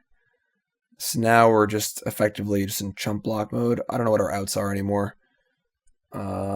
I don't think we have any. We can't kill all of these creatures. We can't. They're at 3. We've already drawn all of our Angraths. I don't see a way. I guess we can draw a Direfleet Daredevil. Alright. That's an out, I guess. Target them. Sack this. Hope we don't die, which is very possible anyway. And our out is to draw our other Direfleet Daredevil and return one of their Wizard's Lightnings and kill them. That's our out. Got to play your outs. It's important when you're in a spot like this where you're really, really, really behind, is to think about your entire deck list and think to myself, okay, we're in a terrible spot. Is it possible to win this game? You know, play a little Magic the Puzzling and try and figure out what it's going to take to win this game. And I think that's our line. We chump block, we stay alive, and we draw our 1 Direfleet Daredevil. All right, so it's a block. It's a pretty conservative attack there. I think they could have gone a little farther in, but draw Goblin Instigator. I mean, that doesn't really do it. I think we just go for it. Going to 3 is obviously much worse than 4, but they probably would have attacked with everything if they had a Lightning Strike or a Wizard's Lightning. So just go for our out here. Nope, that's a swamp. Alright, well, we have blockers. We're probably dead still, but we'll just keep playing. You know, we make some chump blocks. They only have the card on top of their deck. They have 13 cards left. They've cast Lightning Strike. We're dead. Lava Coil, sure. They have 2 Wizard's Lightning, a Lightning Strike, 3 Wizard's Lightning, and 1 Lightning Strike cast.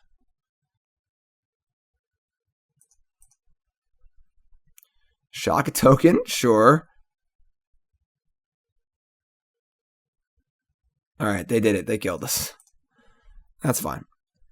That game was tough. Maybe we played bad that game. I feel like we should have won that game. I have to go back and watch it exactly. We just had Angrath in play for so long. Maybe we could have been more aggressive. Like we kept plussing to ultimate. Maybe there's a spot we could have just like threatened something and just played more aggressively. I'm not sure. Okay, so they showed us multiple fiery cannonades, which makes me want to change how I'm boarding a little bit. I guess I don't want to change that much. Cannonade's obviously very good against Siege Gang Commander. It's a clean answer to it. They showed us no Phoenixes. They showed us no treasure maps. They showed us Frenzy and Risk Factor, so our life total is important.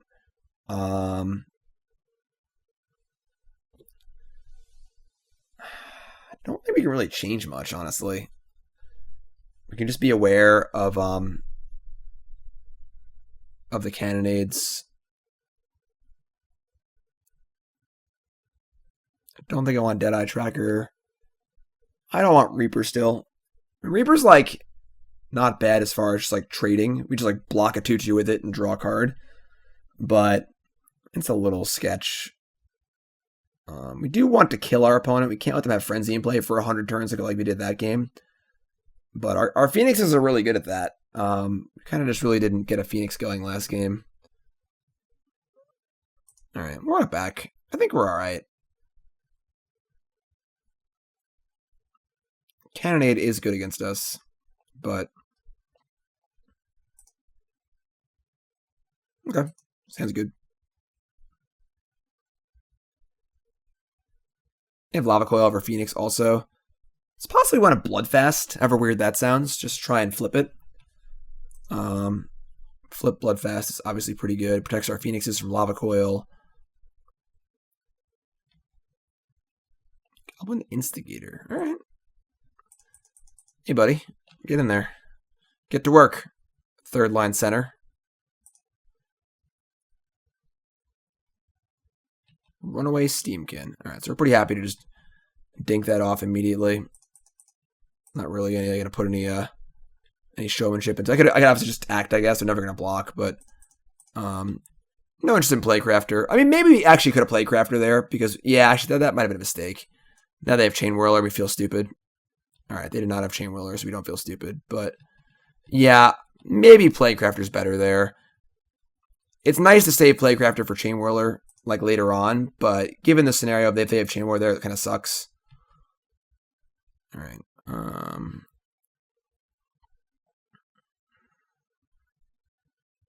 I think I'm fine attacking. I want to be a little more aggressive this game.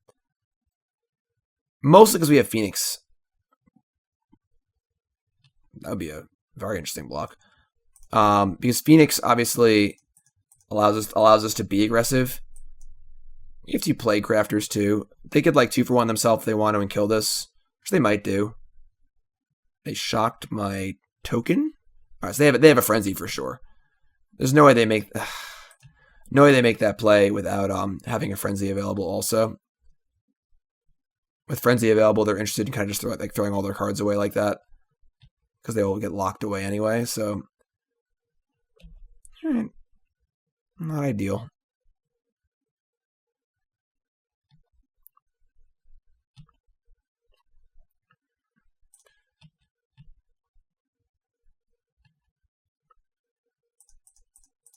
Hand is not great, for sure. Lava Coil's tough.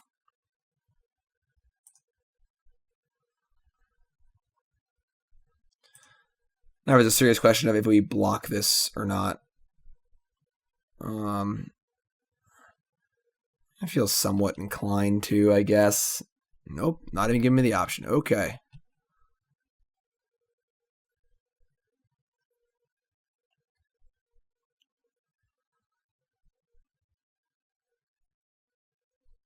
They have 2 cards. They have Frenzy. I assume they slam it. So they might have a risk factor here, which would kind of suck. Probably got to take 4 if that's the case. I kind of like just Memorial backing the Instigator and setting up for Plaguecrafter next turn.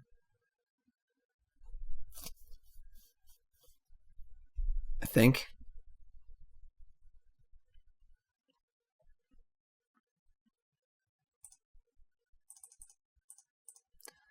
Definitely an aggressive use of our Memorial, but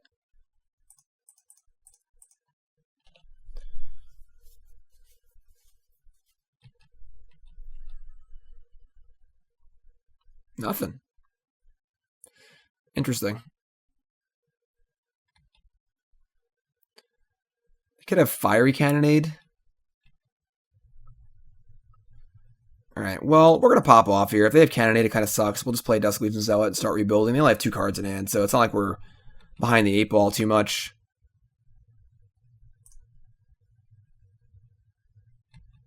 They probably have Cannonade.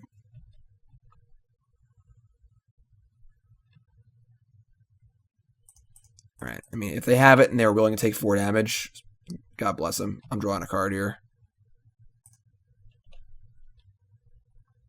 Alright. It's kind of a weird game. Probably just flooding, I guess.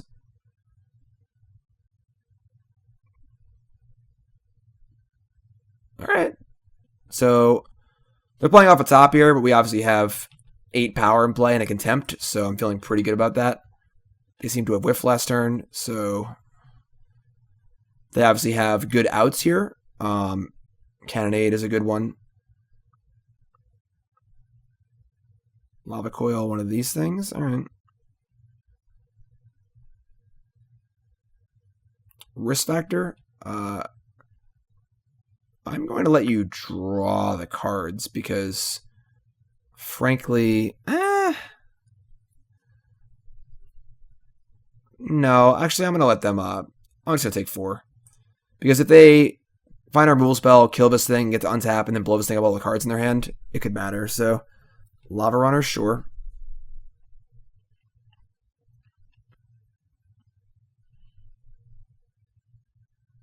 I'm just going to go for the win.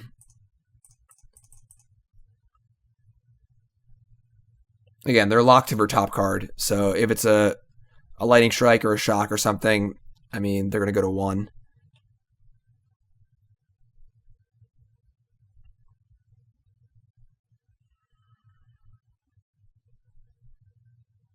All right. Cool. Wasn't pretty, but cool. We are 2-1. If you're just tuning, that's on a stream. Sorry, folks. You stream every day for 3 years, and you get into patterns, you know. So usually when I'm streaming, it's important to keep a constant rapport. Streaming is a lot like radio, and one of the things I had a radio show for about 4 years, Stony Brook University College Radio. Say What's Radio here on WUSB Stony Brook 90.1 FM. And one of the things you learn very, very quickly in radio is that your average listener listens for about 25 minutes. So it's important to keep repeating things. If you listen to radio and you listen for it, you'll notice they're constantly repeating things they say. On sports radio, they'll save a score every 2 minutes because someone's always tuning in and tuning out and wants to know the score. So with streaming, it's the same thing where I have viewers coming in and coming out. Same thing. Your average viewer watches for like a half an hour maybe. So I'm constantly reiterating. If you're just tuning in, welcome to the stream. My name's Jim Davis. We're playing this deck. So someone who just tuned in has that, point of reference to go by. Obviously, we're not streaming right now. You're watching a video. So hi. Thanks for watching the video. Thanks for getting this far in. I appreciate it very, very much. And you've obviously been watching the whole time. I doubt somebody would tune in halfway through the video. So that's just, a little programming I've got in my mind now from streaming so much. Of course, my stream is on twitch.tv. It is twitch.tv/JimDavisMTG. And check it out. I stream on most weekdays, usually starting around 8:30, 9 a.m. Eastern Standard Time. And I often go till about 3 in the afternoon. Occasionally longer, occasionally shorter. Occasionally on Fridays or Mondays, I'm traveling for a tournament. But you can almost always find me on Tuesday, Wednesdays, and Thursdays. So a lot of fun on there. Good times on the stream. Ugh. Gross. Ugh. Grosser. Yeah. Okay. All right. If you're looking for a good 5-card hand, this is it. Arguel's Bloodfast, Take Me to the Promised Land. I had a match at SEG Columbus. It was a team event. I teamed with good friends Ross Merriam and Todd Anderson, and I was the standard player playing blue-white control. I had an opponent playing blue-black Surveil, who mulliganed to 3 against me, and almost won on the back of turn 2 Bloodfast, turn 3 a Disinformation Campaign. On turn 6, he had 6 cards in hand, and I had 2. I still won, but if you're looking for a card that's really, really good and I'm mulligan to 5, this card's it. Thought Erasure, go nuts. Good thing we won the die roll here, because if they Thought Erasure this Bloodfast, we had no chance. They take Angrath. No metal faces today. Alright, just gonna draw a card immediately. We're not casting Plaguecrafter, we draw a tap land, I want to play it, so it's fine.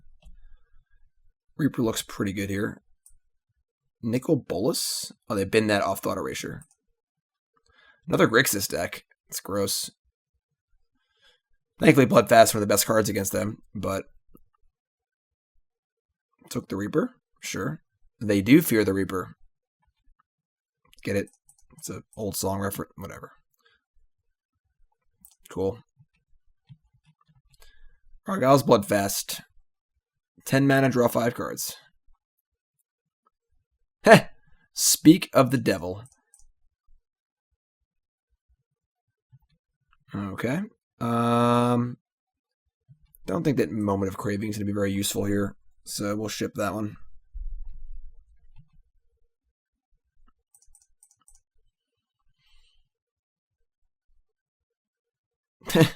All right.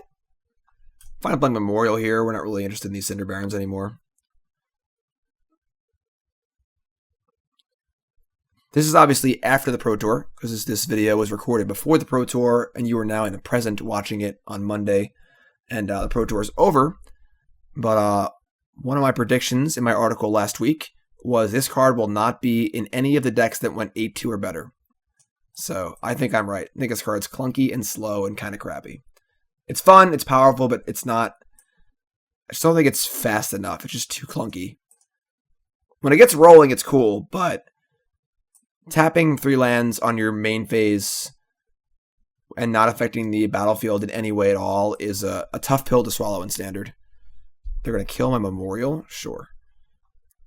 Yeah. It's fine. Get Swamp. We have no creatures in our graveyard. They get their mountain, which is fine. Chupacabra. I mean, really want to draw a threat of some kind. Phoenix, something, anything. Dragonskull Summit. We can't go too low. Triple Cinder Barrens. This has been an awkward game. This has definitely been an awkward game. We did mull to 5. We've unmulliganed pretty well, but the cards we are picking up here are not really conducive to winning the game. They double thought seized us for our Reaper and our Angrath, which are our 2 best cards, obviously. All right. I mean, we're just gonna go to 4. I think. I don't think we have any fear at all. Flip. We'll flip. We will flip the Bloodfast. Angrath is metal. That's cool.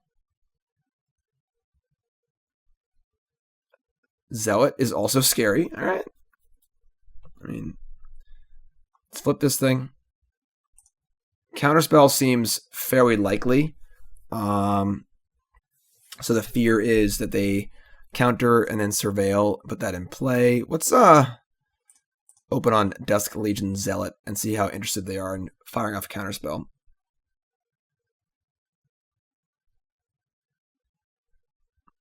It's a lot of Cinder Barrens. Okay. A threat, please. Alright, well, we felt okay going to 3. I guess we feel okay going to 2 also. Where are our Death Shadows? And that is a lot of lands. Are we interested in Plaguecrafter to make them discard a card? I don't think so. Alright. Well, this is our attack force. We're 2. We're discarding a Cinder Barrens. Our opponent hasn't done anything. We've given them nothing to do, really. Would not be surprised if they had Vraska's Contempt in their hand.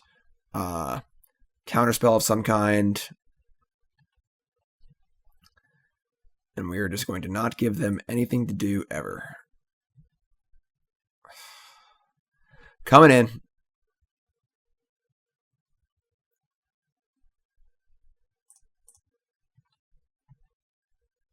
They have the 4/3 Surveil creature. We are quite embarrassingly going to die to it. We don't really have a way. I guess we just cast Angrath. Yeah, let's just cast Angrath. Make them have an answer. They're surely going to counter it, but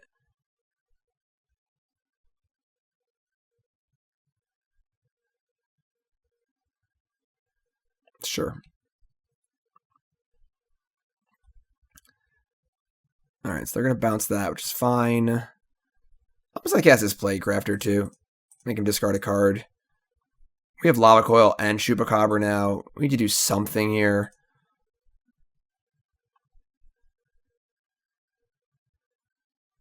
We need to draw some spells. That's what we need to do. We have 8, 9, 10, 11, 12. We've drawn 13 lands. I guess no, 12 lands this game. Discard the campaign, sure.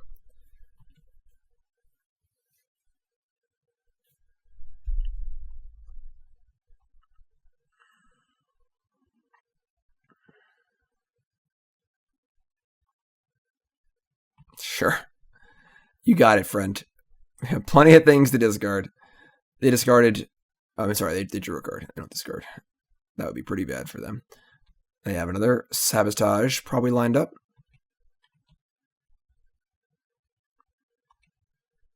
I mean, Resolving Phoenix is big game right now because with the Temple in play, they can't Contempt it. So I don't think I'm too quick to want to just fire off this Phoenix. I'd rather wait and double spell. And we're just going to hold on to these 2 lands. Not much profitable they can do with 3 lands. If they had 4 mana up for a Chemist's Insight, I might change my mind. They're playing all these campaigns. They probably can't play Insight, so... Alright. They play their own Chupacabra.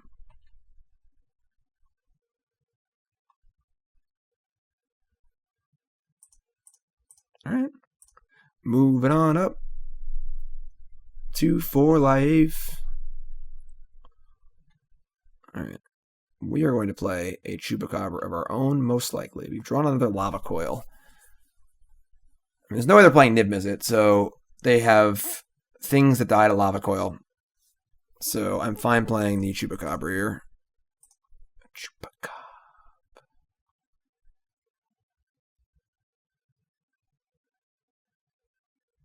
Alright. We'll just stick to the plan, I guess. Still not really interested in playing Phoenix.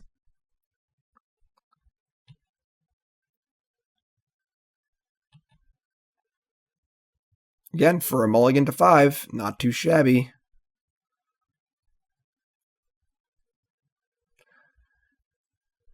What we're seeing right now is one of the reasons why I think these decks aren't great. Oh, that really hurts. Okay. That's bad. That's a reason to not play Chupacabra. I forgot this card existed. That's a card. Okay. Well, we're going to cast Phoenix now. And they're going to counter it. And we're going to double Lava Coil the Doom Whisperer and attack.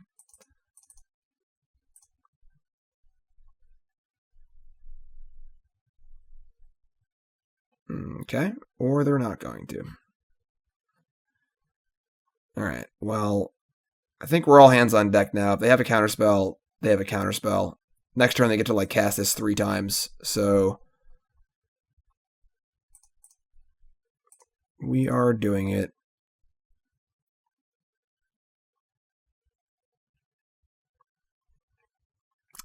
Maybe I should... The problem is if I hold Chupacabra, like... It just feels bad, you know? Like, we just don't have any pressure in play at all. Yeah, that's just the worst.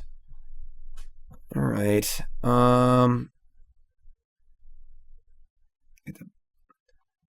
Surveil. They bounce that. I mean, we're just going to play a land now because we're going to lose our hand anyway, so... Chupacabra can attack.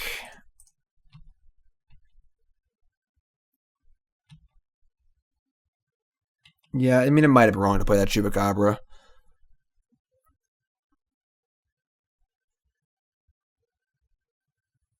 mean, they could have just waited till they counterspell mana for that anyway, but...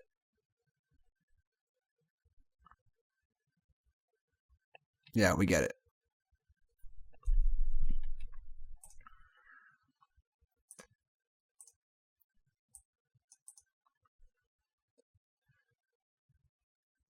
So I just untap and draw a Chupacabra or a Contempt.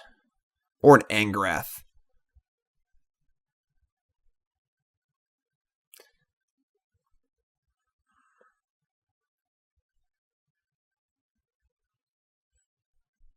Yeah, Field of Ruins a tilt.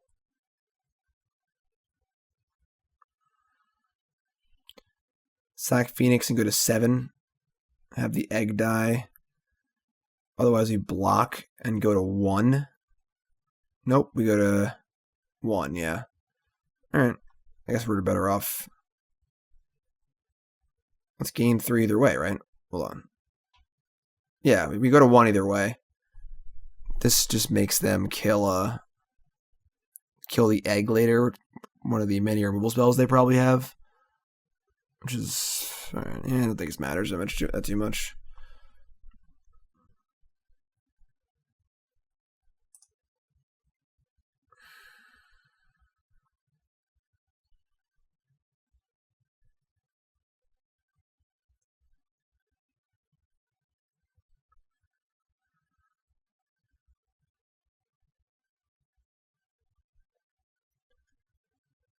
I imagine we're dead 10 ways till Sunday, so opponent, please just kill us. Thank you. Alright. Again, I mean, I don't think these Grixis decks are very good, but they are good against us. So, stinky. Okay. We're going to want to do what? Moment of Craving's gone. Lava Coil's gone. That part's easy. Banefire's in. Contempts are in. And then I think we're interested in these Dire Fleet Daredevils. Some number of Plaguecrafter has to go. I like Duresses. I don't know if I want all of them, but I like some number of Duresses. I like having 4 Contempt and 2 Chupacabras to deal with the Nicol Bolas and the stupid 6/6. I like Deadeye Tracker, but I don't know if we like actively need it.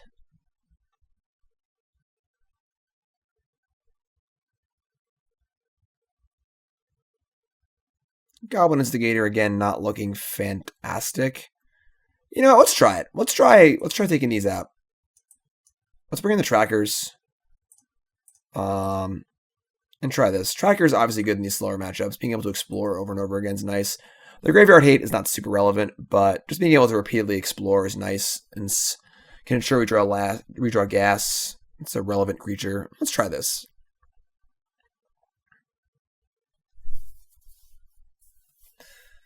What's the answer to Grixis? I don't really have a good solution for that. Alright, don't duress me. Now I get to have Bloodfast on 7 cards, not 5. They mulligan to 6. No actual factual duress. Done. Done. Blued fast. If you're scared about Grixis decks, I could see definitely playing a second Bloodfast on the board. I like Zealot here. I want to get on the board. Just having that guy in there to get some chip shot damage is definitely nice. Well, we're flooding, but it's okay. We have Bloodfast. Or so we said last game.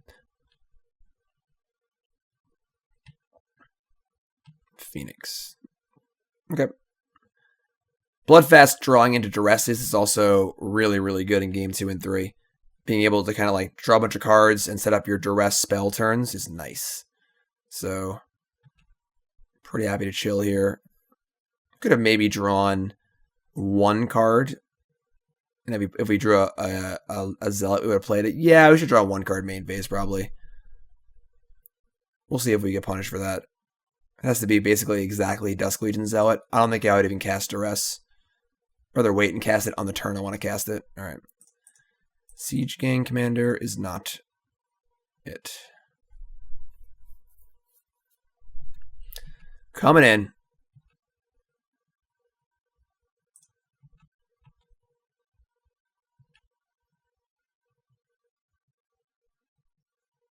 I think I'm okay just casting Siege Gang here. I guess if they have Cannonade, it's terrible. Could also just draw more cards. cast Phoenix and they counter it. It's not the end of the world. Yeah, just cast Phoenix. We gotta cast some things and mix in actually casting stuff. Otherwise, you just draw a million cards and move to discard. So they counter here. It's fine. Nope. All right. Obviously, they have Lava Coil and Contempt in their deck, so Phoenix is not nearly as good against them as it is against other decks.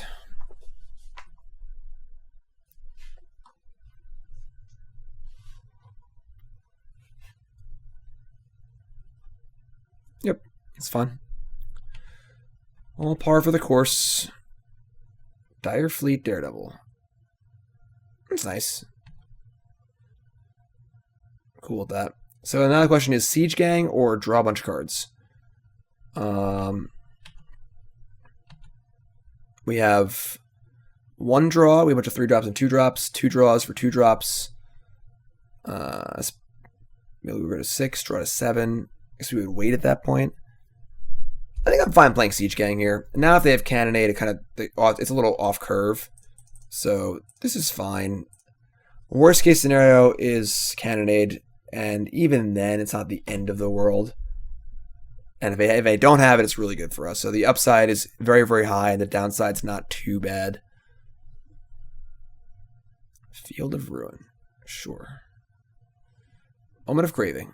All right, they seem to not have it. Nicol Bolas, the Ravager. Sure.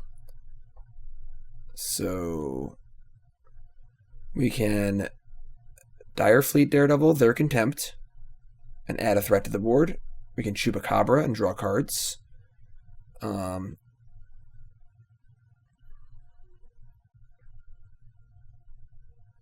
think they have 3 cards now.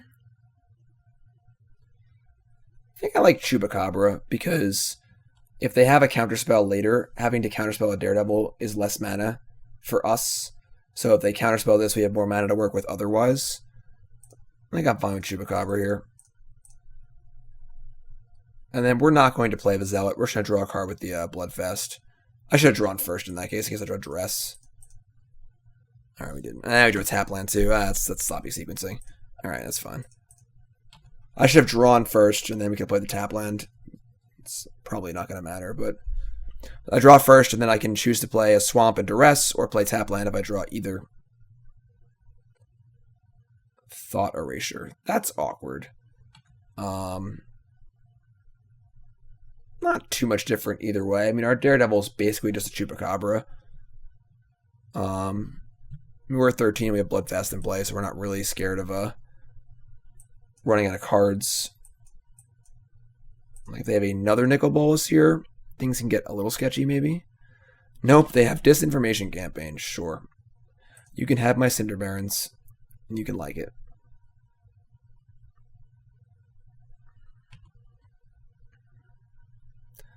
Angrath, Metal Face.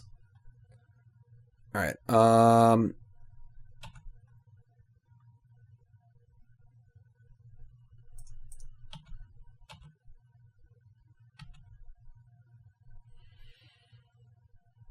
Zealot or Bloodfast draw? I have enough in play. I'm gonna mildly play around Cannonade.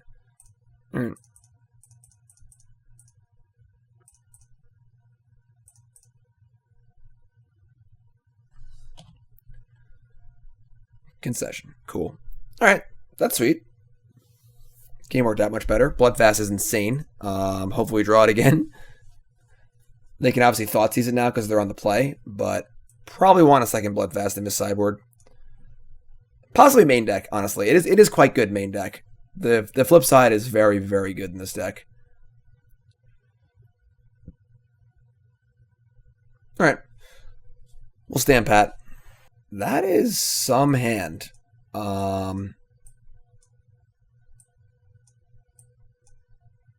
mean, any land makes this hand pretty good. Oh, boy. Obviously, Dusk and Zealot hopefully finds us another land. Deadeye Tracker. Could you explore and find us some stuff? Duresses are good. I can't imagine many one-landers I would consider keeping in a matchup like this. This one's definitely on the edge. We have 2 draw steps to find a land for Zealot. Even if we miss for a turn, I don't think it's the end of the world. We have double duress on the draw. Discard spells are usually better on the draw because your opponent's already down a card.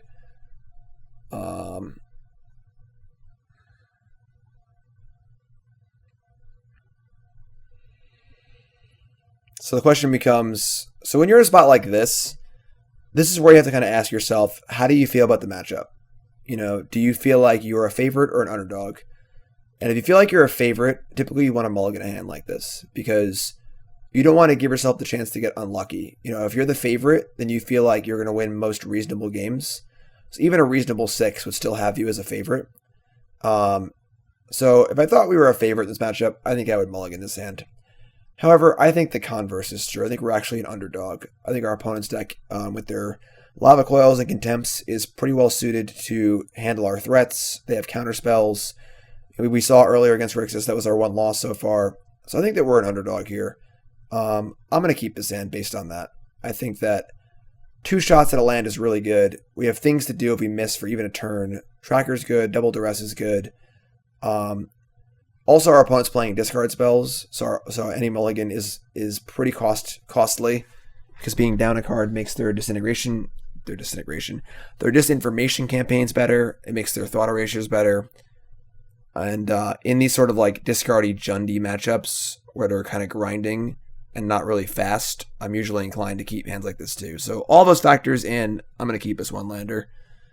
There's a chance we never draw land and die horribly, but that's part of playing Magic. And the right decision is not indicative of if we draw a land or not here. The right decision was made right now. Whatever happens is independent of that action. God, we're so good at Magic. All right, so we're going to duress now. It's even a mountain, too. It's so nice. Whoa, and they kept a loosey-goosey one, too. Okay. They have 4 lands, Nicol Bolas.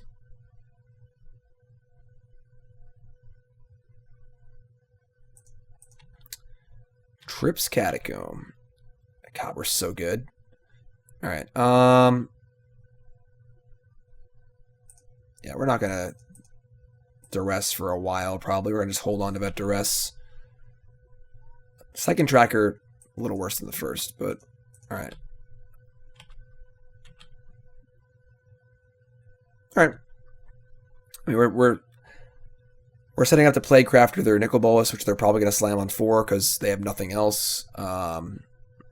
This all feels pretty good. We could duress this turn. I kind of don't want to. I just don't really see a reason to. Like, I don't know what we're actually duressing. The worst case scenario is a Fiery Cannonade.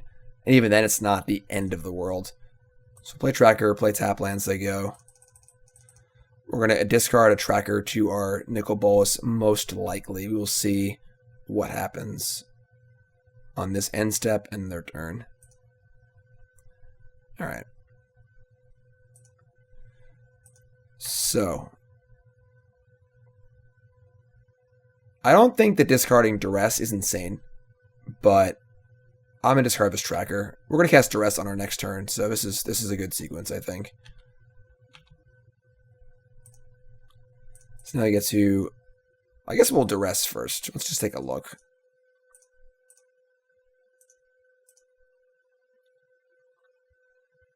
Their hand is.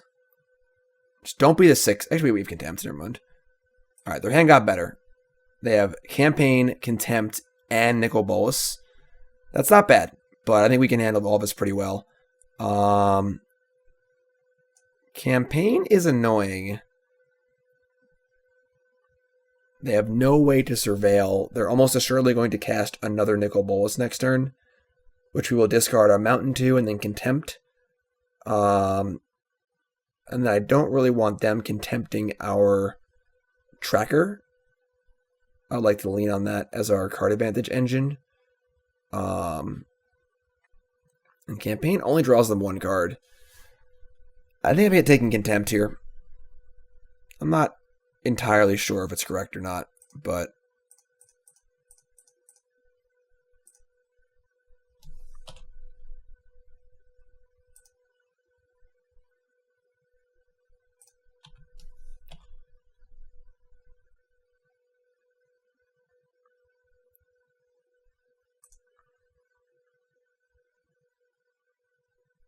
Okay. Everything's going as foreseen.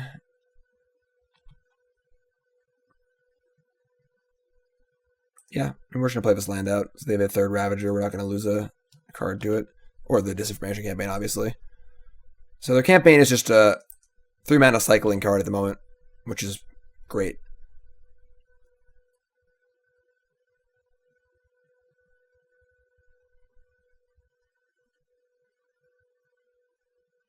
Yep. 3 mana, draw 1 card.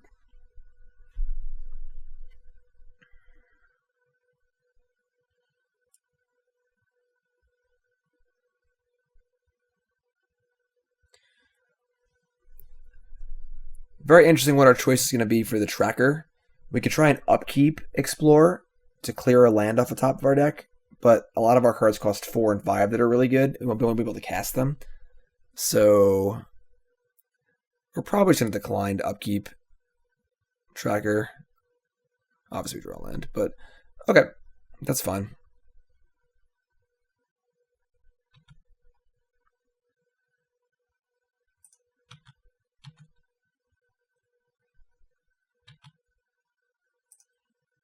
If we drew Angrath there, or Siege Gang Commander, or a Phoenix, we definitely wanted to slam it. So, all right, they have 3 cards in hand. Counterspell, definitely a possible option. So we are perhaps incentivized to not want to be too frisky with our spells. They counter our spell. Our top cards are Rekindling Phoenix. All right, that's pretty good. That's a tough one, though, because I don't necessarily want to just cast this next turn. I almost don't want to cast anything, because most non-counterspell cards they would just cast already. They probably would have killed my tracker. They probably would have played a creature. They probably would have contempted something. I'm not going to cast this Phoenix. I'm just going to put it in the graveyard, I think. We have Memorial to get it back anyway. This is a pretty interesting spot. It looks like one of the better options, right? But it dies to everything. And I just don't think this is where we're at right now. I'd rather draw like a Dusk Legion Zealot, honestly.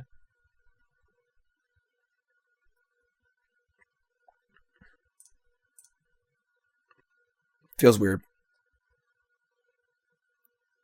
Okay, they have Moment of Craving. Okay, so that's a little different. So that changes things. Now we might have interest in returning something. If we return Phoenix and they have a Contempt or a Counterspell, it feels really bad. We return a Dusk Legion Zealot. It's not bad against Contempt. This is tough. Oh, boy.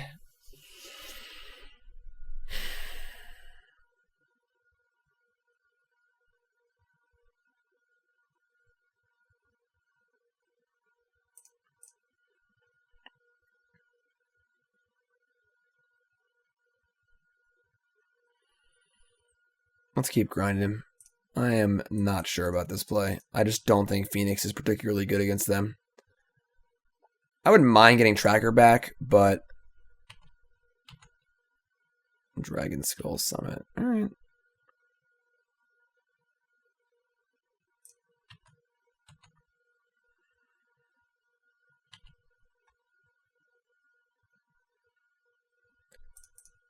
Like, they may or may not Sinister Sabotage this.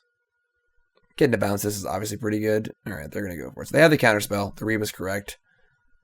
They get to bounce that. They surveil a card to the top. Ugh, that's gross.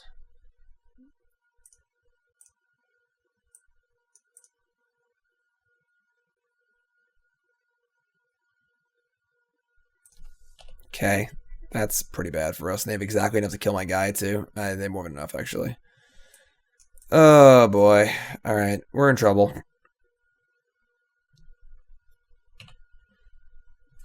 Yeah, I mean, we're dead. This matchup seems pretty bad. And just like this, the combination of card advantage and counter spells and discard. If they're able, like a lot of our threats are powerful because they're resilient. You know, our phoenixes are resilient; they're hard to kill. Our siege gangs are resilient. You know, there are a lot of creatures in one. You know, most of our cards are resilient against single targeted creature removal. But counter spells are obviously good against us, and the discard spells can also push stuff through. And then having their own resilient threats is just like a little too much to bear, I think. I mean, this is obviously silly now, but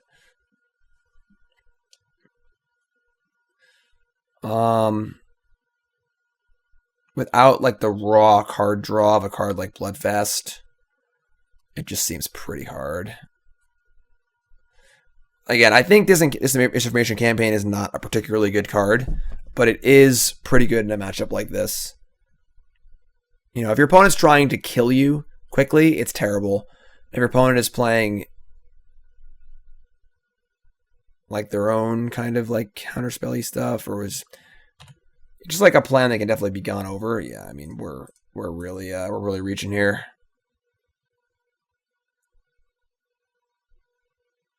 Sure.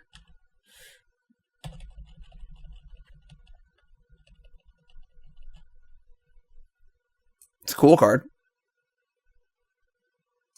Very annoying and limited, that's for sure.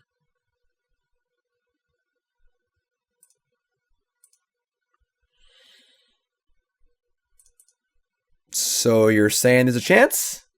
Probably not, right? Yeah, definitely not. Obviously not. All right. A lot of negates.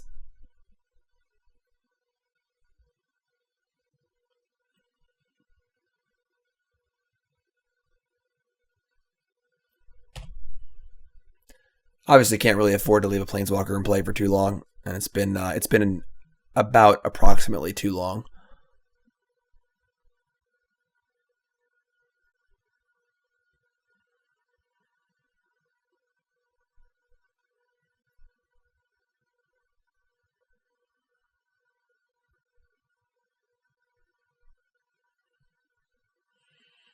All right. We have Banefire in our deck.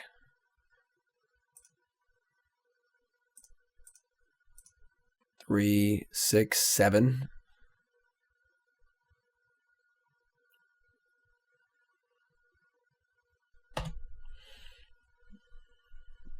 It's almost like they've been drawing 2 cards a turn, and one of those cards has been a sleight of hand at every turn.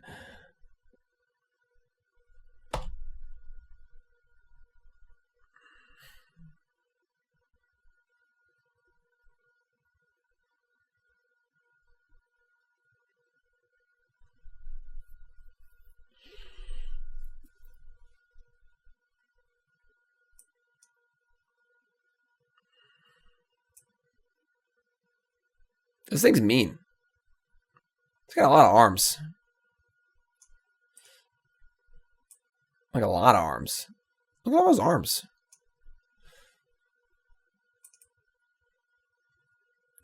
The sound of every twisted secret tempts you to hear another.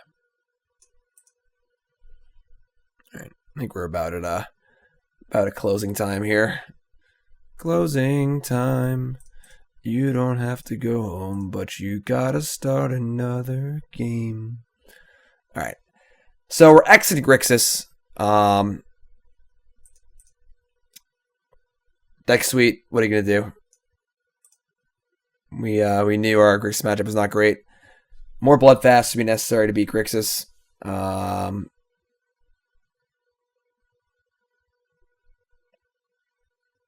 Probably, I don't know. It's mostly just Bloodfast, honestly. I mean, Banefire could do it too, honestly.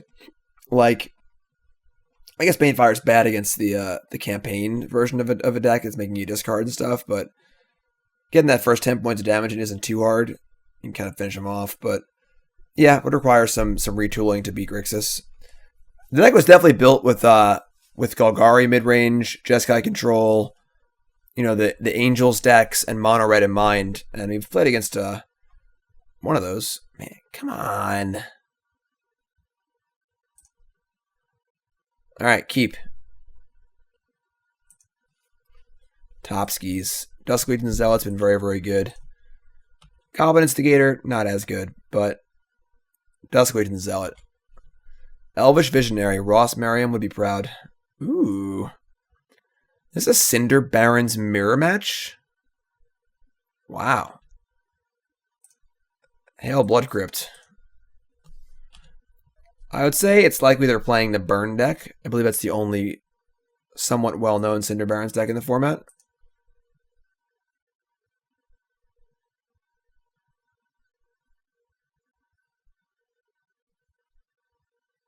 But they put a swamp.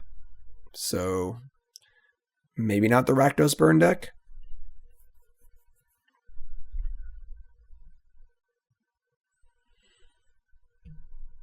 I guess we'll find out when they choose to cast a spell. All right, it is the burn deck. Okay. This might be a little difficult. Our Phoenixes are going to be good. We obviously deal some damage to ourselves, and they're trying to deal damage to us also. So another field. Okay. Plaguecrafter or Rekindling Phoenix. I think I'm pretty down to get the Phoenix going here. Check attack.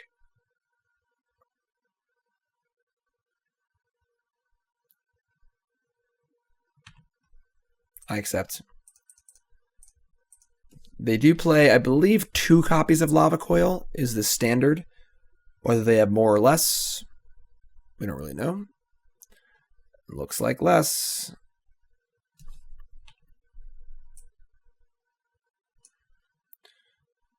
All right. This is pretty cool. Maybe we can Zealot or we can Plaguecrafter here. I would like to kill this field if possible.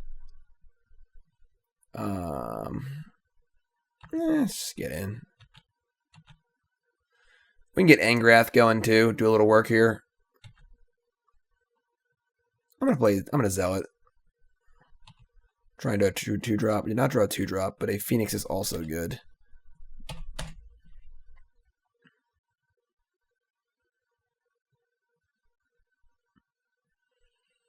They missed this land drop here. The game's basically over, I think. Yeah. Too many Phoenix hits, most likely. They just don't really have any good attackers. They can't cast all the spells in their hand in any good time frame.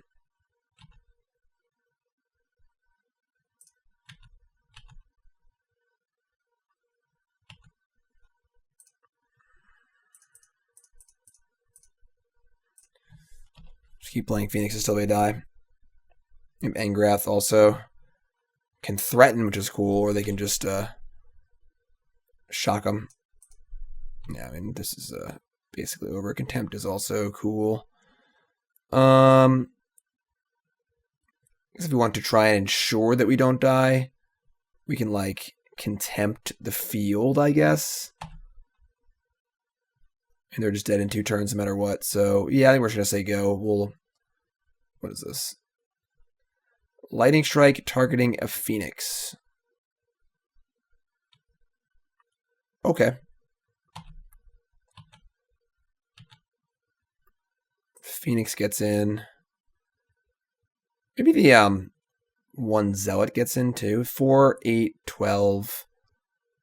We're going to Contempt this field.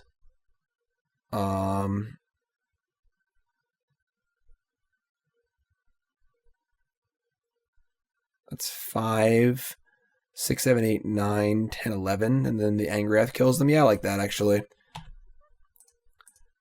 So you kill this. If they block, it's fine. And if they don't, they go to 6. So they die to Phoenix plus Angrath. I'm assuming this is going to die. If it doesn't, they're just dead anyway, so.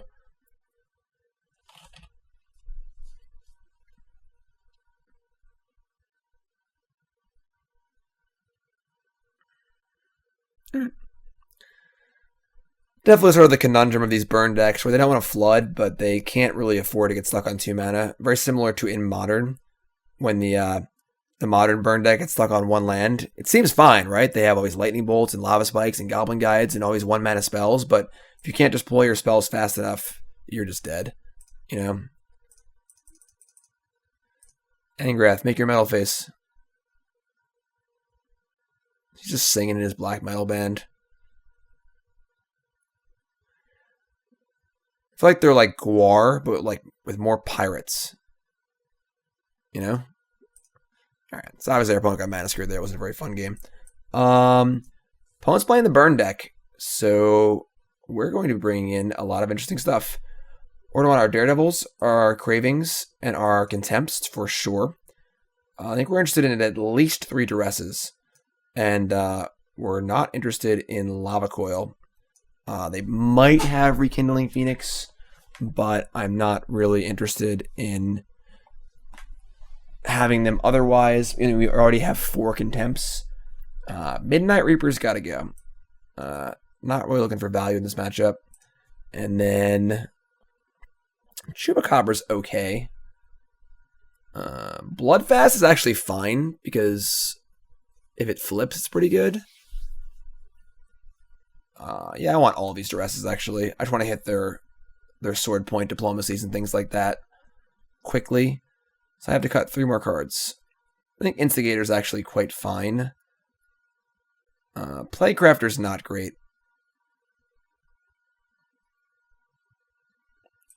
Cut like Plaguecrafter, and maybe cut 1 Wyron Instigator or Goblin Instigator. Got a Siege Gang actually. Let's got a Siege Gang. A little more expensive. Alright, so cut all this. Bring in all this, and now I'm feeling pretty good. We have 4 Duress, 4 Moment of Craving, 4 Contempt, 2 Daredevil. If we ever get to hit their Lightning Helixes, that's pretty sweet. So I'm feeling pretty good about this one. We obviously have some painful stuff, you know, but... And they mulligan too, jeez. They're having a bad day. Our hand's great.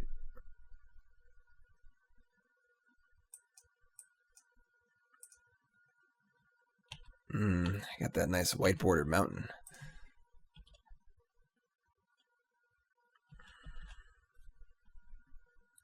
Love it. Love the Cinder Barrens mirror.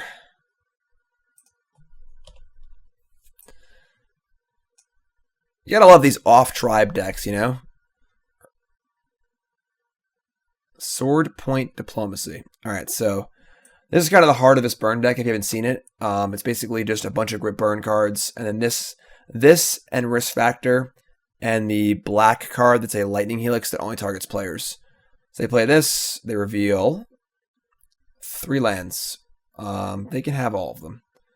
There's obviously diminishing returns here, where, you know, the second and third land don't matter. I'm just going to give them a land, so we'll take 0 damage here. They can have all the lands they want. Pretty bad diplomacy. Our opponent's running pretty bad here. So they can draw all 3.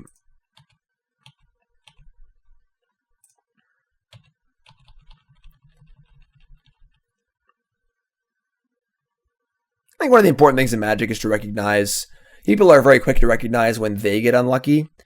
I think it's important to be able to recognize when your opponent is getting unlucky or you are getting lucky. Magic players tend to kind of brush that off and be like, yeah, I won, I'm the best. You know, like, our opponent has gotten very unlucky this match so far. You know, and like, it's not to say like, you know, well, I mean, it is what it is, it's just happening. But like, it's just important to be aware of it, you know, so you can kind of see both sides of it. And that helps you handle when you get unlucky too. Because Magic players are very, very quick to say, oh, I'm so unlucky, I'm the unluckiest. You know, I'm always getting unlucky. And like, they don't realize that there's such thing as luck. Everything evens out over a long sample size. And they're just not paying attention to the times that they didn't get, like they got lucky or their opponent got unlucky. So, I'm just going to rock a Siege Gang here. I think Phoenix is a card I want to keep a little bit safer. And they could have Fiery Cannonade, but let's just make them use some of their stuff first. We have another Siege Gang, we have everything basically rolled up, so sure. Like if they're shocking my Siege Gang commander, that feels fantastic. Nice shock too. The old Onslaught shock. Alright. Diplomacy reveals Frenzy Mountain Diplomacy. A little dyssynergy here between the Frenzy and the Diplomacy, obviously. I'm not going to let them have either, though. I don't mind taking 6 here. They can have the Mountain, obviously. I still have Moment of Craving in my hand. I have a clock.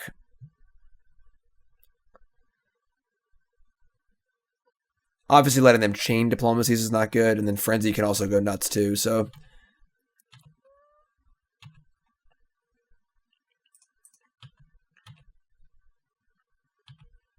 Alright, now I'd like to diversify my threats. If I play another Siege Gang, we're super soft to a Cannonade, so we're just going to wait. And I'm playing a tap land. There's no reason to leave Moment of Craving up, I don't think. And this allows us to play Siege Gang next turn with 2 mana up for a sacrifice, possibly. Sure.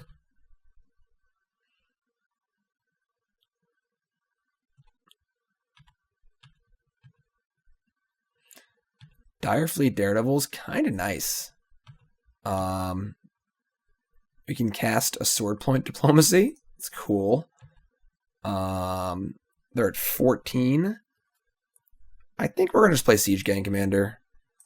They've made it pretty clear they don't have a Cannonade. Obviously, they would have cast it already, and I just don't think it's likely to have them in their deck. They might, but at least this deals 2, even if they have it. Worst case scenario, and then we can go Direfleet Sword Point.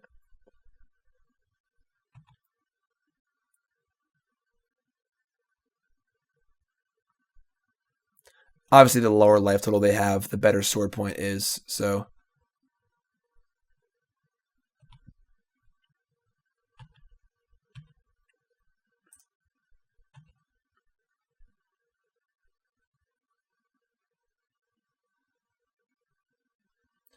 Wizard's Lightning.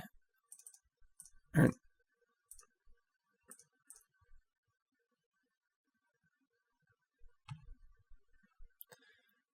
The burn deck is targeting your creatures. You're usually doing a good job. So they're going to go to 6. I'm going to fire off and hit their Sword Point Diplomacy. We could hit like a lightning and shoot them or whatever, but this just seems a lot better. Direfleet Daredevil is an awesome Magic card.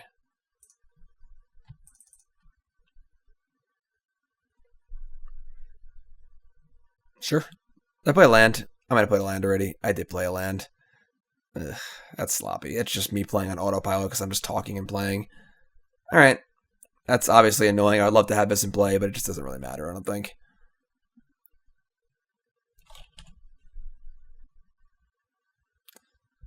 They're only out. It's like Chain Whirler or Cannonade, and we just have so much gas, it just doesn't matter. Alright, so not a great match to end there. Game 2 was fine, but Game 1 just got mana screwed. But alright, so a 3-2. We went X and Grixis. We didn't play against Golgari or Jeskai or the Arclight decks, which I think are the 3 biggest, or Mono White Weenie, white aggro. Played against that white black Angels deck. It's not exactly a white aggro deck, but we did good there. I think this deck is very good against those top 4 decks. Grixis is, kind of a fringe deck. We'll see. I mean, I guess you've already seen it at the Pro Tour, if it's good or not. But the top decks pre-Pro Tour, this deck seems very good against all of them. And I'm not sure about some of the cards. Like I said, Goblin Instigator, I'm not totally sold on. I could see an easy swap being cutting 1 for 1 Bloodfest. Like I said, third line center. For those who are unaware, in hockey, every team has 4 lines. So there are 4 lines of players who go out and play. Your top line's your best players, your fourth line's your worst players, obviously. And usually your top 2 lines are your scoring lines. Those are like your studs. And your third and fourth lines are your more like grinder defensive stuff. So third line center is like usually the heart and hustle, captain of your team occasionally, fan favorite, not going to score a lot of goals, but like meat and potatoes kind of player. So that reference was not clear. Go watch some hockey because hockey's great. So Instigator is, kind of filling that role. Definitely could see cutting Instigator for a second Bloodfast. That would help the Grixis matchup also. Sideboard seems good, honestly. I'm pretty happy with it. If you're not going to put the Bloodfast in the main, you probably want the second Bloodfast in the board. Maybe at the expense of the Banefire, which you never really used. Or maybe a Moment of Craving. Or a Tracker. Not sure, but all in all, this deck has impressed me a lot. I've played it a good amount on my stream. I I have a 5-0 with it, and just a lot of power. It's a lot of power and just enough synergy to keep things interesting. So the deck is sweet. Recommend trying it out. And again, the really good thing is no Rakdos yet. So this deck can only get better. You know, once the next set comes out, we get Blood Crypt and whatever great gold cards await us. You know, gold cards or split cards or whatever crazy stuff's going to go on. So deck's pretty sweet. I would definitely check it out. And then we'll, I guess I'll see if a deck like this did well at the Pro Tour or not in tomorrow. So everyone, thanks for watching so much. Again, this is a standard video. I am Jim Davis, CoolStuffInc.com. Every Monday you'll find me. Oh, I really hate Mondays. It's a Garfield joke. My name's Jim Davis. But thanks for watching, everyone. I'll see you guys soon. Make sure to check out CoolStuffInc.com for all your Magic needs and gaming needs. My videos up every Monday. My articles are up every Friday, and of course, there's a great stable of writers on the site as well to check out. Jeff Hoagland, Ali Antrazi, Mike Flores, a bunch of great writers as well. So check them out, and I'll see you guys next time. Thanks for watching.